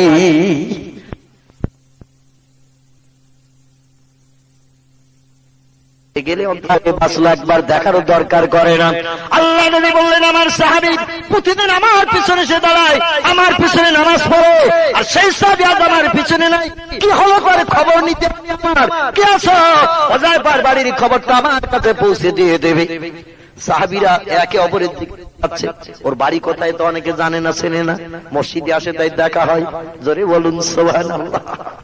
ও বন্ধু, নবীর একজন মহব্বতের সাহাবী হযরত আবু উবাইদা রাদিয়াল্লাহু আনহু, ইনি দাঁড়িয়ে গেলেন মধ্যে, ডেকে বলছেন, ইয়া রাসূলুল্লাহ, হে আল্লাহর নবী, যদি বেয়াদবি মনে না করেন একটা কথা বলি। রাসূল বলছেন, ভাই কি কথা বলো না? বলে, কথা হলো এই, আমার বাড়িটা হুযায়ফা টপকিয়ে যেতে হয়। আমি যখন নামাজ পড়তে আসি ওর বাড়ি টপকিয়ে আসি, আবার যখন বাড়ি যাই ওর বাড়ি টপকিয়ে যাই। একই রাস্তায় পাহাড়ের গুহার ভিতরে ওরও বাড়ি আমারও বাড়ি, পাহাড়ের গর্তের ভিতরে আমাদের দুইজনের বাড়ি। হযরত হুযায়ফা যেমন গরীব, ইয়া রাসূলুল্লাহ আমিও তেমন গরীব, পাহাড়ের গুহার আমরা ঘর বেঁধে বাস করি। রাসূল বললেন, তুমি ওর বাড়ি চেনো? বলে, হ্যাঁ। বলে, তাহলে ওর খবরটা আমাকে একটু পৌঁছে দিবি। সাহাবী বলল, না আমি ইয়া রাসূলুল্লাহ। আল্লাহ নবী বললেন, ওগো হুযায়ফার খবরটা আমার কাছে পৌঁছে দেবে। আর একটা কথা একটু তার কাছে বলবে, এই মসজিদে নববীতে যে আলোচনাটা হলো ও তো জানে না, খবর রাখে না। আমি তার নামটা সেনাপতির তালিকাবদ্ধ করে আগামীকাল সকালে ফজরের নামাজ বাদ হনানের পাহাড়ি এলাকায় যুদ্ধ করতে পাঠাবো ঠিক করেছে। 4,500 সৈন্যের নেতা হবে হুযায়ফা। 1,15,000 থেকে 25,000 সৈন্যের সঙ্গে যুদ্ধ হবে মুসলমানদের। এই খবরটা একটু ওকে পৌঁছে দিতে হবে। আর ও যেন তাড়াতাড়ি আমার সঙ্গে সাক্ষাৎ করে ও সেনাপতিত্ব করবে কি না করবে। যদি করতে না চায় আমি নবী নামটা পাল্টিয়ে অন্য ব্যক্তির নাম বলবো। ওর মতামত আছে কিনা আমার একটু জানার দরকার। সাহাবী বলেন, ইয়া রাসূলুল্লাহ একটা কথা বলবো। আল্লাহ নবী বললেন, না আমি আঁকি। বলো না, কি কথা? বলে, ইয়া রাসূলুল্লাহ আপনার এই কথাটা আমার মুখে না বলে আপনি যদি একটু লিখে দেন একটা কাগজে, আর সেই কাগজ তোর কাছে ফেলে দিলে ওরা আর বিশ্বাস করতে অসুবিধা হবে না। জোরে বলুন সুবহানাল্লাহ। রাসূল ডেকে বললেন, আলী লেখো তো একটা চিঠি লেখো। আল্লাহ নবী বায়ানটা বলে দিলেন। হযরত আলী রাদিয়াল্লাহু চিঠি লিখে দিয়ে দিলেন। নবীর হাতে একটা আংটি ছিল, হযরত আবু বকর সিদ্দিক স্বর্ণকারের দোকান থেকে বানিয়ে এনেছিলেন। আংটির উপরে আরবি ভাষায় লেখা ছিল মুহাম্মাদুর রাসূলুল্লাহ। জোরে বলুন সুবহানাল্লাহ। নবী যখন কোন জায়গায় চিঠি পাঠাতেন ওই আংটিতে একটু কালি মাখিয়ে একটা করে স্টাম্প মেরে দিতেন। হাই স্কুলের হেডমাস্টাররা যেমন স্টাম্প মেরে দেয় না, স্কুলে হেডমাস্টারেরা বিভিন্ন দরখাস্তে স্টাম্প মেরে দিয়ে দেয়, ওই রকম একটা স্টাম্প আল্লাহ নবী যখন বিদেশিদের কাছে চিঠি পাঠাতেন ওই মুহাম্মদ রাসূলুল্লাহ লেখার উপরে কালি লাগিয়ে একটা করে স্টাম্প লাগিয়ে দিত। আর এই চিঠিটাই নবীর কাছ থেকে এসেছে ওটাই প্রমাণ হতো। আল্লাহর নবীর সাহাবী আলী চিঠিটা লিখে দিলেন, নবী বায়ানটা বলে দিলেন, আর আল্লাহ নবীর আংটির উপরে কালি লাগার স্টাম্প লাগিয়ে দেওয়া হয়েছে। চিঠিটা নিয়ে বুক পকেটে জমা করে নিয়ে হযরত আবু উবাইদা ঘোড়ার পিঠে চেপে দ্রুত ছুটে চলে যাচ্ছেন। মদিনার মুসলমানদের বলল, গো তোমরা সব তৈরি হও, রেডি হও, আগামীকাল সকালে ফজরের নামাজ আনতে ওই হুনানের পাহাড়ের ধারে যুদ্ধ করতে যেতে হবে। ওরা আমাদের সম্পর্কে যেন কোন রকম বাজে মন্তব্য না করে। ছেলেটি চেপে দৌড়াতে দৌড়াতে হুযায়ফার সেই পাহাড়ের দুচালা এমন করে ঝুপড়ি গুহার ভিতরে ওই দরজার মুখে আওয়াজ দিচ্ছেন, ইয়া কি হুযায়ফা ইখরিজ বাবাকা, এ আমার ভাই নবীর সাহাবী হুযায়ফা একটু দরজা দিয়ে বেরিয়ে আয়, দুটো কথা বলতে চাই। সালাম দিয়েছেন দরজার সামনে দাঁড়িয়ে, আসসালামু আলাইকা আহলাল বাইত, এ বাড়িওয়ালা সালাম গ্রহণ করো।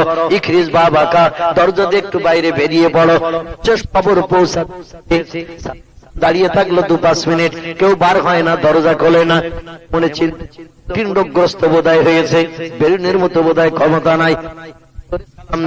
বাড়ির কোন লোকজন যদি থাকে নিশ্চয়ই দরজা খুলবে, আমার কথার মর্যাদা দেবে। আর বড় আওয়াজে সালাম দিয়ে দিলেন, দিয়ে চুপ করে দাঁড়িয়ে রয়েছেন, কিন্তু কোন ব্যক্তি দরজা খোলে না, বাইরে বাহিরে হয় না। হযরত আবু উবাইদা বলে, এবার একটু জোরে আওয়াজ দিয়ে সালাম দিয়ে দেখি, যদি কোনো ব্যক্তি ঘুমিয়েও থাকে অন্তত ঘুম ভেঙে যেন ঠেলে ওঠে, আমার সঙ্গে সাক্ষাৎ করতে পারে। একেবারে ফুল ভোল্টেজ দিয়ে ভাইজান আওয়াজ দিয়ে দিয়েছেন, আসসালামু আলাইকুম ইয়া আহলাল বাইত ইখরিজ বাবাকা। ও বাড়িওয়ালা, কে তুমি বাড়ি আছো? তাড়াতাড়ি করে উঠে বড়, দরজা বেরিয়ে এসো, আল্লাহর নবীর দরবার থেকে এসেছি। এবার দেখা গেল বয়স্ক একটা বুড়ি মেয়ে ছেলে, ফুরতুরে বুড়ি, মাজা দোমড়ানো, হাতে একটা লাঠি, লাঠির উপরে ভর দিয়ে খুটখুট করে দরজা খুলে বাইরে বেরিয়ে এসে বলছেন, মা নামতা, কে তুমি? ওগো। বলে আনা আবু উবাইদা, আমি নবীর সাহাবী, আল্লাহ নবীর সাহাবী, আমার নাম হলো অমক। বলছে মা হালুকা। বলে কি খবর? বলে এসেছি তার সঙ্গে সাক্ষাৎ করতে, নবী একটা চিঠি দিয়েছে তাই দেওয়ার জন্য। বলে এত লেট করে ফেললে কেন? আমার ছেলের কত বন্ধু বান্ধব এসেছিল, তারা তো আমার ছেলেরে নিয়ে চলে গেছে মদিনায়। আজকের বিকালে বিয়ে, হুযায়ফার আজকের বিয়ে হবে, আমার 17 বছরের বিয়ে হবে। 15 বছর এক যুবতী সুন্দরী মেয়ের সঙ্গে আমি বৃদ্ধা মা আর কাটনি করতে পারি না, কাজকর্ম করতে পারি না, আমার ছেলে আমার কষ্ট দেখে সহ্য করতে পারি না। আজকের বিকাল আসরে নামাজ আনতে আমার ছেলের বিয়ে হবে, বন্ধু বান্ধব এলাকার নিমন্ত্রণ করে নিয়ে ঘোড়ার পিঠে চেপে চলে গেছে বিয়ে বাড়ি। বিয়ে করে আবার সন্ধ্যার পরপরই ফিরে চলে আসবে। জোরে বলুন সুবহানাল্লাহ। নিশ্চয়ই তোমাকে নিমন্ত্রণ করেছিল, তুমি এসেছো বিয়ে বাড়ি যাবে, ভালো মন্দ খাবে, কিন্তু একটু লেট করে ফেলেছো বাবা।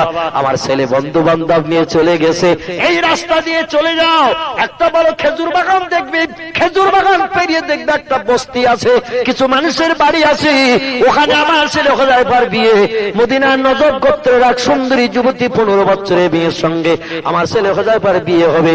নতুন বৌমা বাড়ি আসবে, রান্না বান্না করবে, আমি বুড়ি মা আমারে খাওয়াবে, জীবনে একটু স্বস্তি পাবো, ছেলে আমারে আর কষ্ট দিতে চায় না। এই জন্য আজ নতুন বউ মানতে গিয়েছে, বন্ধু বান্ধবের সাথে গেছে। যাও বাবা, এই রাস্তা দিয়ে চলে যাও, আমার ছেলের বিয়ের অনুষ্ঠানে হাজির হও। আবু উবাইদা ডেকে বলে, ইয়া আল্লাহ, আমি তো জানি না আজকের ওর বিয়ে, ব্যাপারটা তাও তো বুঝি না। এই জন্য নবীর মজলিসে আসরের নামাজ আজ হাজির হয়নি, বিয়ের দিন বলে। তবে জোহরের নামাজ পড়েছে, জোহরের পর আসরে আর আসেনি। আল্লাহর নবী সাল্লাল্লাহু আলাইহি ওয়াসাল্লাম বলেছেন, দুনিয়ার সংসার জীবনে যদি সুখী হতে চাও, কোন নারীকে নিয়ে যদি সংসারে সুখ ভোগ করতে চাও, বিয়ের দিনটা হয় সোমবার কিংবা শুক্রবারের দিন তোমার অনুষ্ঠান করবে। এই দুটি দিন বিয়ের দিন করলে আল্লাহর আসমানের রহমত বর্ষণ হয় বিয়ে বাড়িতে। জোরে বলুন সুবহানাল্লাহ।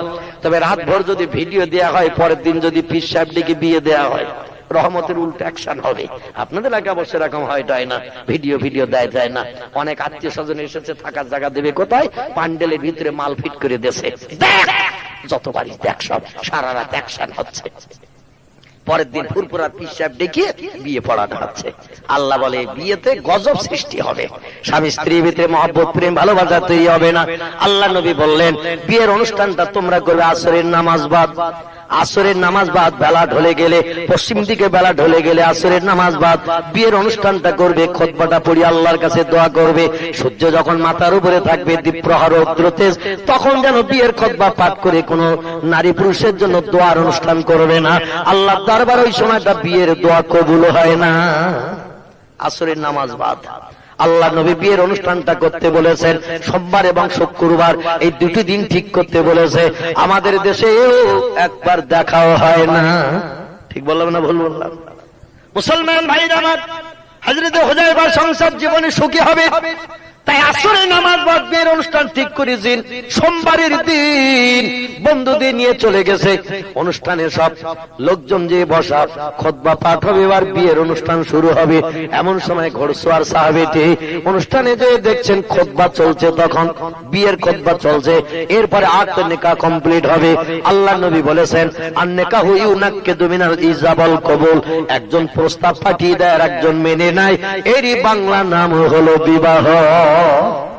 একজন প্রস্তাব পাঠায়, আমি অমুকের ছেলে অমুক, অমুক গ্রাম থেকে এসেছি, মেয়ের কাছে প্রস্তাবটা পাঠানো হয়, আর মেয়েটা যদি বলে আমি মেনে নিলাম, ব্যাস ওদের সঙ্গে সম্পর্ক স্থাপন হয়ে গেল।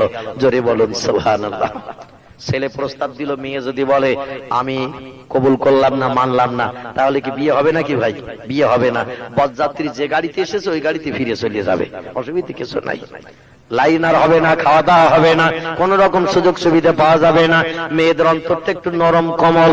2-10 জন 20 জন 50 জন 100-200 লোক এসেছে কষ্ট করে, হঠাৎ উকিল এসে মেয়ের কাছে প্রস্তাব দেয়, আর ও যদি একবার ঘাড় বেঁকিয়ে বসে ভাই, দেখবেন কি মুসিবত হবে তার ঠিক নাই। তবে আল্লাহ ওদের অন্তরটা একটু নরম করে দিয়েছে, লোকজনের দিকে তাকিয়ে ওরা একটু মন নরম করে হোটা বলে দেয়।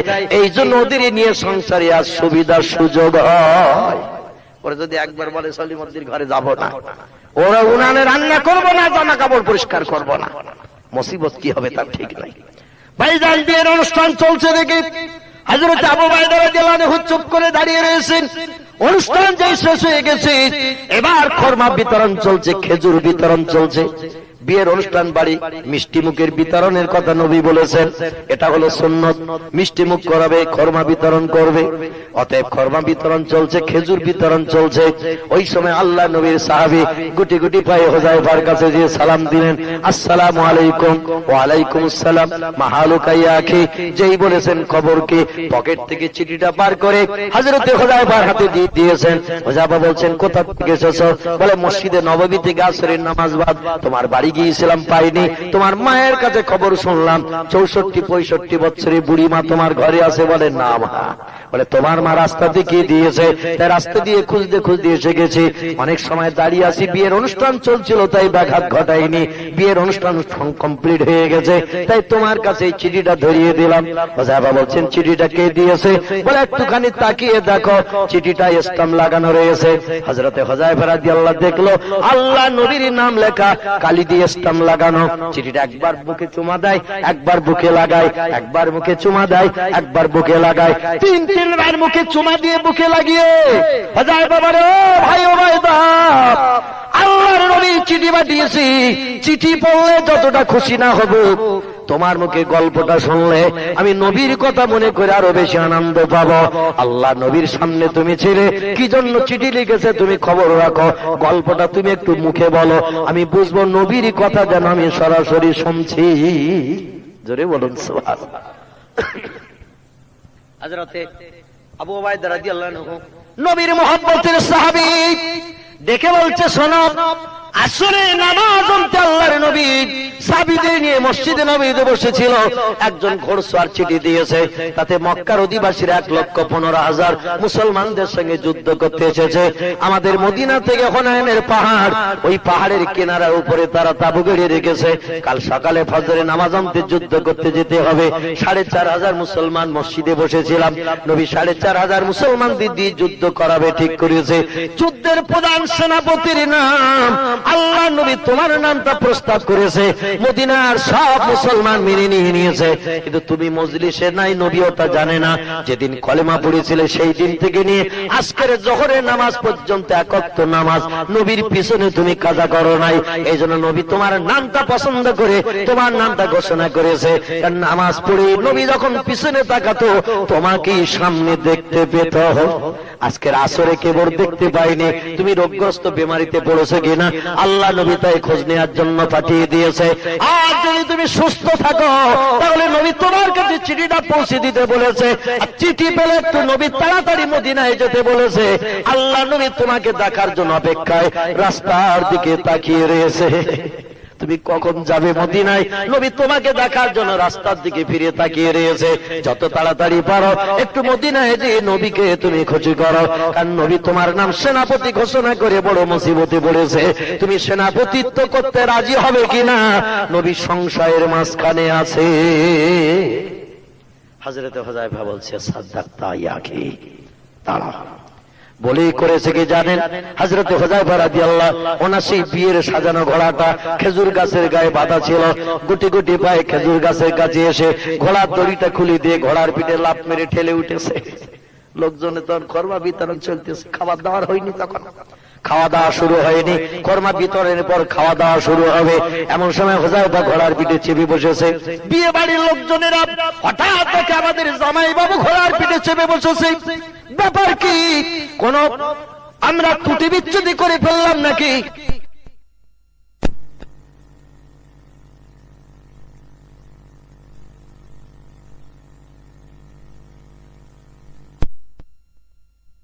বেয়াদবি করলাম নাকি? রাগের বসে জামাই চলে যাচ্ছে নাকি বাড়ি? আর নতুন জামাই যদি চলে যায়, যাত্রীরাও তো থাকবে না, তারাও চলে যাবে, রান্না বান্না বেকার হয়ে যাবে। নতুন আমাদের ঘরের মেয়েটা বিয়ে দিয়েছে, এর বা উপায় কি হবে? জামাই চলে গেলে তো বড় মুসিবতে পড়বো। জামাই আমাদের মেয়েটাকে সঙ্গে করে নিয়ে যাবে, আমরা কত আনন্দ পাবো। ব্যাপার কি? দৌড়িয়ে ছুটে হুযায়ফার কাছে ডেকে বলছেন, আমাদের নতুন জামাই নবদম্পত যুবক, হঠাৎ করে তুমি ঘোড়ার পিঠে কেন চাপলে? তোমার মুখের দিকে তাকিয়ে এত মানুষের আনাগোনা, তোমাকে উপলক্ষ করে এত অনুষ্ঠান, এত বড় অনুষ্ঠান, তুমি হঠাৎ ঘোড়ার পিঠে কেন চাপলে? হুযায়ফা বলছেন, ওগো, আল্লাহ নবী মুহাম্মদ রাসূলুল্লাহ আমাকে মদিনায় ডেকে পাঠিয়েছে, এই জন্য আমি এক মুহূর্ত দেরি করতে পারছি না। জোরে বলুন সুবহানাল্লাহ। লোকজন বলল, তোমাকে আটকিয়ে রাখবো না, নবী ডেকেছে, অবশ্যই তুমি যাবে, তবে এই অনুষ্ঠানটা অন্তত একটু শেষ করে নাও। হুযায়ফা বলল, অনুষ্ঠানের দিকে আমার এখন আর দেখার সময় নাই। আল্লাহ নবী রাস্তার দিকে তাকিয়ে রয়েছে, আর আমি যেতে দেরি করবো, নবী দুশ্চিন্তায় পড়বে, কিয়ামতের মাঠে খোদার কাছে মুখ দেখাতে পারবো না। একটু জোরে বলা যাবে কি সুবহানাল্লাহ? লোকজন বলে, হুযায়ফা একটুখানি দাঁড়াও, তোমার নতুন স্ত্রী যার সঙ্গে তোমার বিয়ে হয়েছে, মেয়েটা তোমাকে দেখেনি, তুমিও মেয়েটাকে দেখোনি, তোমার আপনজন মেয়েটা দেখে পছন্দ করে তোমার সঙ্গে বিয়ে ঠিক করেছে, আর আমরাও মেয়ের আপনজন তোমাকে দেখে পছন্দ করে আমরাও বিয়ের ঠিকঠাক করেছে। তুমি বিয়ে করেছো আমাদের যে মেয়েটাকে, ওই মেয়েটা তোমাকে দেখেনি, তুমি আমাদের মেয়েটাকে দেখোনি। মদিনায় যাবে, নবীর সঙ্গে সাক্ষাৎ করবে, অন্তত তোমার স্ত্রীর সঙ্গে একটু দেখা করে যাও, আমাদের মেয়েটার সঙ্গে একটু দেখা করে যাও, তার সঙ্গে অন্তত একটু বলে যাও যে আল্লাহ নবী ডেকেছে, আমাকে এখনই মসজিদে নববীতে যেতে হবে, এই জন্য আমি আর দেরি করতে পারছি না, আমাদের মেয়েটার সঙ্গে একটু দেখা করে যাও। হুযায়ফা বলল, নজব গোত্রের মানুষেরা, আমার বিবির সঙ্গে সাক্ষাৎ করার মতো সময় আমার হাতে নাই। নবীর ভালোবাসা কারে বলে, নবীর প্রেম কারে বলে? দুনিয়ায় বেঁচে থাকতে জান্নাতের সার্টিফিকেট পাওয়া, এই চারটেখানি কথা নয় ভাই, কি নজির তারা দেখিয়ে দিয়েছেন। এই জন্য মুফতি শফি রাহমাতুল্লাহ আলাইহি বলেছেন, নবী তার কদর জানে সাহাবী, নবীর কদর, নবীর প্রেম, নবীর ভালোবাসা এই পৃথিবীতে কেমন দেখাতে হবে দেখিয়ে দিয়ে গেছে তার প্রিয় সাহাবীরা। নতুন বিয়ে হয়েছে, জীবনের সঙ্গে আসমানের চাঁদের মতো চেহারা, সুন্দরী যুবতী অস্পরা 15 বছরের মেয়েটি বিয়ে করেছে, তাকে নিয়ে সংসার জীবনে সুখভোগ করবে, কিন্তু একটা বার তার চেহারাটা কেমন দেখার সময় পায় না। ঘোড়ার পাশায় বাড়ি লাগিয়ে দ্রুত ছুটে চলে গেল আল্লাহ নবীর দরবারে। জোরে বলুন সুবহানাল্লাহ। লোকজন হা করে তাকিয়ে রয়েছে, হুযায়ফার ঘোড়া দ্রুত বেগে ছুটে চলেছে, মদিনায় চলে যান, আল্লাহর নবীকে সালাম দেয়, আসসালামু আলাইকা ইয়া রাসূলুল্লাহ। আল্লাহর নবী সালাম গ্রহণ করুন। আল্লাহ নবী সালামের প্রত্যুত্তর দিলেন, দিয়ে বলছেন, মাহলুকা মাখবারকা ইয়া হুযায়ফা। হুযায়ফা বলে, খায়ের খাই ইয়া রাসূলুল্লাহ, আল্লাহর নবী খবর ভালো। নবী বললেন, বাবা তুমি কি কোন অসুস্থতায় রোগগ্রস্ত ছিলে নাকি, যার কারণে আসরের নামাজে হাজির হও নাই? হুযায়ফা বলে, ইয়া রাসূলুল্লাহ, আল্লাহর নবী আপনার মুখে মসজিদে নববীতে একদিন ওয়াজ শুনেছিলাম, যদি কেউ বিয়ে শাদী করে, হয় জুমার দিন কিংবা সোমবারের দিন, যেন বিয়ের দিনটা ঠিক করে এবং বিয়ের অনুষ্ঠানটা খুতবাটা যেন আসরের নামাজ বাদ হয়। আল্লাহ নবী আপনার কথাটা বাস্তবে রূপায়ণ করতে যে আজকের আসরের নামাজে হাজির হতে পারেনি। মদিনার নজব গোত্রের একটা সুন্দরী মেয়ে, 15 বছরের মেয়ে, আমার মা বৃদ্ধা বুড়ি হয়ে গেছে, রান্না বান্না করতে পারে না, আমার মা সংসারে কাজকর্ম করতে পারে না, বৃদ্ধা হয়ে গেছে, মায়ের কষ্ট সহ্য করতে পারি না বলে ওই মেয়েটাকে বিয়ে করে আমার মায়ের একটু উপকারের চিন্তা ভাবনা নিতে আমি আসরের নামাজটা জীবনের আজ প্রথম আপনার পিছনে পড়তে পারিনি, তবে শ্বশুর বাড়িতে যে আসরের নামাজ কায়েম করেছি। জোরে বলুন সুবহানাল্লাহ। বিয়ে বাড়িতে যে আসরের নামাজ কায়েম করেছি, নামাজ বাদ বাদে আমাদের বিয়ের অনুষ্ঠানটা হয়েছে। ইয়া রাসূলুল্লাহ, খরমা বিতরণ চলছিল, আর হঠাৎ করে আপনার চিঠিটা পেয়েছে, সঙ্গে সঙ্গে ঘোড়ার পিঠে চেপে আপনার সঙ্গে সাক্ষাৎ করতে এসেছে, আমার নতুন স্ত্রীর সঙ্গে একটু দেখা করি নাই। নবী বললেন, ওগো এরকম ঘটনা ঘটেছে তা তো আমি জানি না, তা যদি জানতাম আমি সেই খোদার কসম খেয়ে বলছি তোমার নামটা সেনাপতির নাম ঘোষণা করতাম না। জীবনের প্রথম বিয়ে করেছো, বিবিকে নিয়ে সংসার জীবনে সুখভোগ করবে, গল্প গুজব করবে, এক জায়গায় বসে আনন্দ করবে। আমি রাসূল এরকম কোন ছেলের মনে ব্যথা দুঃখ দিতে চাই না, কিন্তু তুমি যে বিয়ে করেছো তা তো জানি না, আমাকে তুমি বলেও তো যাও নাই বাবা। এখন তোমার নাম ঘোষণা করেছি প্রধান সেনাপতি হিসাবে, মদিনার সব মুসলমান মেনে নিয়েছি, যদি তুমি নতুন বিবি নবীকে নিন মায়ের সেবার জন্য ঘরে নিয়ে যেতে চাও, আমি আল্লাহ নবী তোমাকে ফিরিয়ে দিয়ে অন্য ব্যক্তির নাম ঘোষণা করব প্রধান সেনাপতির নামে। তোমার মতামত একটু কি জানতে চাই। হুযায়ফা বলে, ইয়া রাসূলুল্লাহ, আমার তকদির ভালো, কত বড় বড় আপনার সাহাবী রয়েছে, তাদের কারো নাম ঘোষণা না করে আমার নামটা ঘোষণা করেছেন। আল্লাহর দরবারে আমার নামটা নিশ্চয়ই কবুল হয়ে গেছে। এই জন্য আমি প্রধান সেনাপতির দায়িত্ব নিয়ে ৪৫০০ মুসলমানের নেতৃত্ব করে যুদ্ধ করব। একটু জোরে বলুন সুবহানাল্লাহ। নবী বললেন, বাবা, মদিনার মুসলমানেরা সব মসজিদে নববীর পাশে তাবু গেড়ে রাত্রিতে রয়েছে, কেউ আর বাড়ি যায়নি, বিবি বাচ্চার সঙ্গে দেখা সাক্ষাৎ করতে যায়নি, গেলে হয়তো অ্যাটাক করবে, আটকে দেবে আর আসতে দেবে না। সাহাবীরাতেই কেউ বাড়ি গেল না, সব তাবু গেড়ে এখানে রয়েছে। এ আমার সাহাবী, কাকে কেমন ভাবে যুদ্ধ করালে তুমি যুদ্ধে জয়ী হতে পারবে? আমার সাহাবীরা সব পাশের কাছে রয়েছে, এশার নামাজ অন্তে সব বিশ্রাম করছে, কাল ফজরের নামাজ অন্তে হুনাইনের পাহাড়ের ধারে যেতে হবে, কাকে কিভাবে যুদ্ধ করালে সুবিধা হবে, যাও তুমি তাদের কাছে সেইভাবে ট্রেনিং দিয়ে এসো। হুযায়ফা রাদিয়াল্লাহু আনহু সাহাবীদের কাছে এসে বলছে, ওগো, আমি তোমাদের প্রধান সেনাপতি এসেছি, আল্লাহ নবী আমার নাম ঘোষণা করেছিল, তোমাদের মতামত বলো। সকলে বলছে, নবী ঘোষণা করেছে, আমরা মেনে নিয়েছি। জোরে বলুন সুবহানাল্লাহ। হুযায়ফা বললেন, ভাই, কয়েকটা যুদ্ধে দেখেছি তুমি ভালো তীর চালাতে পারো, তাই তীর ধনুক তোমার হাতে দিলাম। আল্লাহ নবীর ইজ্জত রক্ষার্থে, খোদার দিন দুনিয়ায় জারি রাখার জন্য আমি বাচ্চা মানুষ, 17 বছরের বাচ্চা ছেলে, তাই মনে করি যেন হেও প্রতিপন্ন করবে না, তীর দিলাম, ধনুক দিলাম তোমার হাতে, তীর ধনুক তুমি চালাবে। কোন বা সাহাবীকে ডেকে বলে, ওগো, আমি কয়েকটা যুদ্ধে দেখেছি তুমি দূর থেকে বল্লম ছুড়লে নির্দিষ্ট নিশানায় তুমি বল্লম মারতে পারো, তোমার হাতের বল্লমে নিশানা ভালো, এই বল্লম তোমার হাতে দিয়ে দিলাম, যুদ্ধের ময়দানে তুমি বল্লম চালাবে। কোন বা সাহাবীকে ডেকে বলে, ওগো, কয়েকটা যুদ্ধে দেখেছি তুমি তরবারি চালাতে পারো ভালো, এই তরবারি তোমার হাতে তুলে দিয়ে দিলাম, আমি যখন যুদ্ধ চালানোর জন্য হুকুম করব, তোমরা তরবারি চালিয়ে মোকাবেলা করবে, আমি বাচ্চা মানুষ বলে আমাকে যেন অপমান করবে না। জোরে বলুন সুবহানাল্লাহ, একটু জোরে বলুন সুবহানাল্লাহ। সাহাবীদের চোখ দিয়ে টপ করে পানি পড়ে। 3.5 রাত ধরে হযরত হুযায়ফা সাহাবীদের ট্রেনিং দিলেন, 4,500 সাহাবীকে ট্রেনিং দিলেন, 1,15,000 মতান্তর 1,25,000 সৈন্য মোকাবেলা করবে আমাদের সঙ্গে। তোমরা বীর বিক্রমে আমার নেতৃত্ব নিয়ে যুদ্ধ করবে, আল্লাহ যদি আমাকে শহীদ বরণ করিয়ে দেয়, আল্লাহ নবী 2 নম্বরে যার নাম ঘোষণা করেছে সেই লোকটি নেতৃত্ব করবে। তবে আমি যত সময় বেঁচে থাকবো আমার ইজ্জত যেন তোমরা কেউ নষ্ট করবে না। ভোর হয়ে গেল, মুয়াজ্জিন আযান দিয়ে দিল মসজিদে নববীতে। হযরত বেলাল হাবশী রাদিয়াল্লাহু আনহু, ভাইজান ফজরের নামাজ হয়ে গেল, আল্লাহ নবী সাহাবীদের নিয়ে নামাজ আনতে একটু হাত উঁচু করে দোয়া করে দিলেন, আল্লাহ, তোমার দিন কায়েমের জন্য আমি 4,500 মুসলমান হুনাইনের পাহাড়ের কিনারায় পাঠিয়ে দিয়ে দেওয়ার প্রস্তুতি নিয়েছে। আল্লাহ, তোমার বান্দাদের দিকে দৃষ্টি নিক্ষেপ করিও, মুসলমানদের যেন অপমান করিও না। জোরে বলুন সুবহানাল্লাহ। হুযায়ফাকে ডেকে বলল, বাবা, এবার কারা আগে যাবে, কারা পিছনে যাবে, কোন সৈন্য কিভাবে নিয়ে তুমি যাবে, ঠিক করে নিয়ে নাও। হুযায়ফা রাদিয়াল্লাহু আনহু বড় বড় বীর যোদ্ধাদের সামনে করে নিয়ে অন্যান্য সাহাবীদের পিছনে করে সাজিয়ে নিয়ে লাইনে কাতারে সব ঠিক করে নিয়ে নিচ্ছেন। আর একজন ঘোড়সওয়ার দ্রুত বেগে ছুটে এসেছে মদিনায়, একখানা চিঠি নিয়ে এসেছে নজব গোত্র থেকে। চিঠিটা পাঠিয়েছেন যিনি, তিনি হলেন হুযায়ফার বিবি। স্ত্রী চিঠি পাঠিয়ে দিয়েছে, চিঠিতে লিখেছে, প্রাণের স্বামী, বলে আসামি আপনার সঙ্গে বিবাহ বন্ধনাবদ্ধ হয়েছি, উকিল বলা মাত্র আমি রাজি হয়ে গেছি। নবীর সাহাবী 5 বছর কলেমা পড়ে মুসলমান হয়েছে, নবীর হাতে হাত দিয়ে গোনাগুলো মাফ করে বেগুনা মাসুম হয়ে গিয়েছে, সে আমার স্বামী হবে কিয়ামতের মাঠে, স্বামীকে নিয়ে খোদার দরবারে হাজির হব, এই আশা নিয়ে আমি প্রস্তাবে রাজি হয়েছি। স্বামী, আমার স্বামী, আমি আপনাকে স্বামী বলে গ্রহণ করেছি, কিন্তু আপনি চলে গেছেন যুদ্ধের ময়দানে সাহাবীদের নিয়ে মোকাবেলা করার জন্য। খবর শুনলাম যুদ্ধ হবে, মক্কার 1,15,000-এর উপরে মানুষ মুসলমানদের সঙ্গে মোকাবেলা করবে, আর সেই মোকাবেলার প্রধান সেনাপতির নাম আল্লাহ নবী আপনার নাম ঘোষণা করেছে। আপনি ছাড়া আরো 2 জন সাহাবীর নাম আল্লাহ নবী ঘোষণা করেছেন সেনাপতি হিসাবে।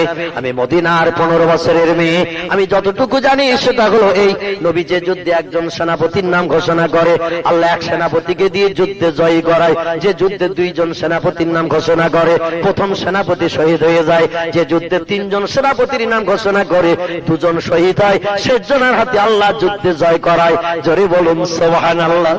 অতএব আপনি ছাড়া আরো দুইজনের নাম আল্লাহ নবী সেনাপতি হিসেবে ঘোষণা করেছে। আপনি যে শহীদ হবেন আমার কোনো সন্দেহ নাই। এই জন্য আপনার কাছে আমার দাবি, একটাবার একটু আমার সঙ্গে সাক্ষাৎ করিয়ে যান, আমি আপনার চাঁদ মুখটা একটু দেখতে চাই। হুযায়ফা চিঠির উল্টো পৃষ্ঠা লিখে দিয়েছে, বিবিরে সৈন্য সমাবেশ করছি, কে কোথায় কোন জায়গায় যুদ্ধ করবে, এখন আমার যাওয়ার সময় না। চিঠির উল্টো পৃষ্ঠায় লিখে দিয়ে ঘোড়সওয়ারের কাছে পৌঁছে দিয়েছে। ঘোড়সওয়ার দ্রুতগামী ঘোড়া চালিয়ে নজর গোত্রে যে বিবির হাতে তুলে দিল। বিবি আশা রেখেছে নিশ্চয়ই আসবে, আমার চিঠিটার মর্যাদা স্বামী দেবে। চিঠির উল্টো পৃষ্ঠা হালকা করে দেখে, লিখে দিয়েছে শুধু আমার যাওয়ার সময় নাই। চোখ দিয়ে টপ টপ করে পানি পড়ে। হুযায়ফার বিবির ঘোড়সওয়ারকে ডেকে বলে, ভাই তোমাকে প্রকৃত মূল্য দেব, আর একটা চিঠি রাখবো আমার চোখের পানিতে, আমার চিঠিটা আমার স্বামীর কাছে একটু পৌঁছে দাও ভাই। বলে তাড়াতাড়ি লিখে দিয়ে দাও, খুব বেশি দেরি করলে কিন্তু আর নবীর দরবারে মসজিদে নববীর সামনে তোমার স্বামীকে পাওয়া যাবে না, ওরা ময়দানে রাস্তায় পেরিয়ে চলে যাবে। হযরতে হুযায়ফার বিবি চিঠি লিখে দিল, প্রাণের স্বামী আপনার কাছে দ্বিতীয়বার আমি চিঠি লিখে পাঠালাম। এই চিঠির ভাষাটা হলো এই, রে আমার প্রাণের স্বামী, আমি আপনার কাছে নিবেদন করছি, দুনিয়ার সংসার জীবনের সুখ ভোগের জন্য আপনাকে ডাকছি না, আপনাকে এই জন্য ডাকছি, আপনি আমার স্বামী, আমি আপনার বিবি, দুনিয়া আপনাকে নিয়ে সুখ ভোগ করতে পারবো না, আপনি শহীদ হবেন আমার কোনো সন্দেহ নাই। কারণ নবী আপনার পর দুজন ব্যক্তির নাম সেনাপতির তালিকায় নাম লিপিবদ্ধ করেছেন। অন্তত একটু আপনি আমার সামনে এসে দাঁড়িয়ে যান, আপনার চাঁদ মুখটা একটাবার নয়ন ভরে দেখবো। দুনিয়ায় ওটা দেখাই আমার জীবনের জন্য সার্থক হবে। কিয়ামতে যখন কোটি কোটি মানুষ দাঁড়িয়ে একটাবার আপনাকে দেখে রাখলে হাসরে আপনাকে দেখে চিনতে আমার সুবিধা হবে। জোরে বলুন সুবহানাল্লাহ। দুনিয়া যদি আপনার একটাবার না দেখি, তো হাসরে কোটি কোটি মানুষের ভিতরে কি করে চিনবো আপনারে? একটাবার অন্তত আপনার মুখটা দেখবো, দেখলে হাসরে যাতে আপনাকে চিনতে আমার সুবিধা হয়। এই জন্য আপনি একটাবার আমার সামনে এসে একটু দাঁড়িয়ে যান। এই চিঠিটা লিখে পাঠিয়ে দিয়ে দিয়েছেন। হুযায়ফা চিঠিটা পড়লো, চোখ দিয়ে হুযায়ফারও টপ টপ করে পানি পড়েছে। চিঠির পৃষ্ঠায় হুযায়ফা লিখে দিয়ে দিয়েছেন, প্রাণের বিবি, আল্লাহ যদি তোমার আর আমার বিয়ে আসরে নামাজ পড়তে নবীর কথা মতো কবুল করে থাকে, কিয়ামতের মাঠে কোটি কোটি মানুষের সামনে আমাকে দেখে তোমার চিনতে হবে না, আল্লাহ তোমার আর আমার পরিচয় ফেরেশতাদের দিয়ে করিয়ে দেবেন। একটু জোরে বলুন সুবহানাল্লাহ। চিঠির উল্টো পৃষ্ঠা এটা লিখে দিয়ে ঘোড়সওয়ারের কাছে পৌঁছে দিয়ে দিয়েছেন। আল্লাহ নবী দাঁড়িয়ে দাঁড়িয়ে দেখে একটা ঘোড়সওয়ার বারবার এসে হুযায়ফার কাছে কাগজ দেয়, আর হুযায়ফা কাগজের পৃষ্ঠায় কি যেন লিখে আবার দিয়ে দেয়। নবী ডেকে বলে, বাবা হুযায়ফা, কে একটা আসছে তোমার কাছে বারবার, তোমার মা লোক পাঠায় নাকি? বৃদ্ধা বুড়ি মা লোক পাঠায় নাকি বাবা? ওই বুড়ি মা নিঃস্ব হয়ে যাবে, সন্তান হারাইতে হবে, স্বামী তার নাই কায়ে, তার দেখবে, দুঃখ দুর্দশা নিবারণ করবে, এই জন্য তোমার কাছে কি বারবার চিঠি পাঠাই। হুযায়ফা বলে, লা ইয়া রাসূলুল্লাহ, আমার বৃদ্ধা বুড়িমা কিছু খবর রাখে না, জানে না আমি আজ 1,25,000 মানুষের বিপক্ষে মোকাবেলা করতে যাচ্ছি, আমার মা জানে না, খবর রাখে না। আল্লাহর নবী গো, চিঠিটা পাঠাচ্ছে যে গতকাল বিকালে বিয়ে হয়েছে যার সঙ্গে আমার, সেই মদিনার নজব গোত্রে 15 বছরের নতুন যৌবনের যুবতী মেয়েটি বারবার চিঠি পাঠাচ্ছে একটু আমাকে দেখবে বলে। দুনিয়া আমাকে নিয়ে সংসার জীবনে সুখ ভোগ করতে পারলো না, আমার পাশে বসে দুটো কথা বলতে পারলো না, আমার গালে কোনো খাবার তুলে দিয়ে জীবন ধন্য করতে পারলো না, তো একটু দেখবে কিয়ামতের মাঠে আমাকে দেখেই যেন চিনে নিতে পারে।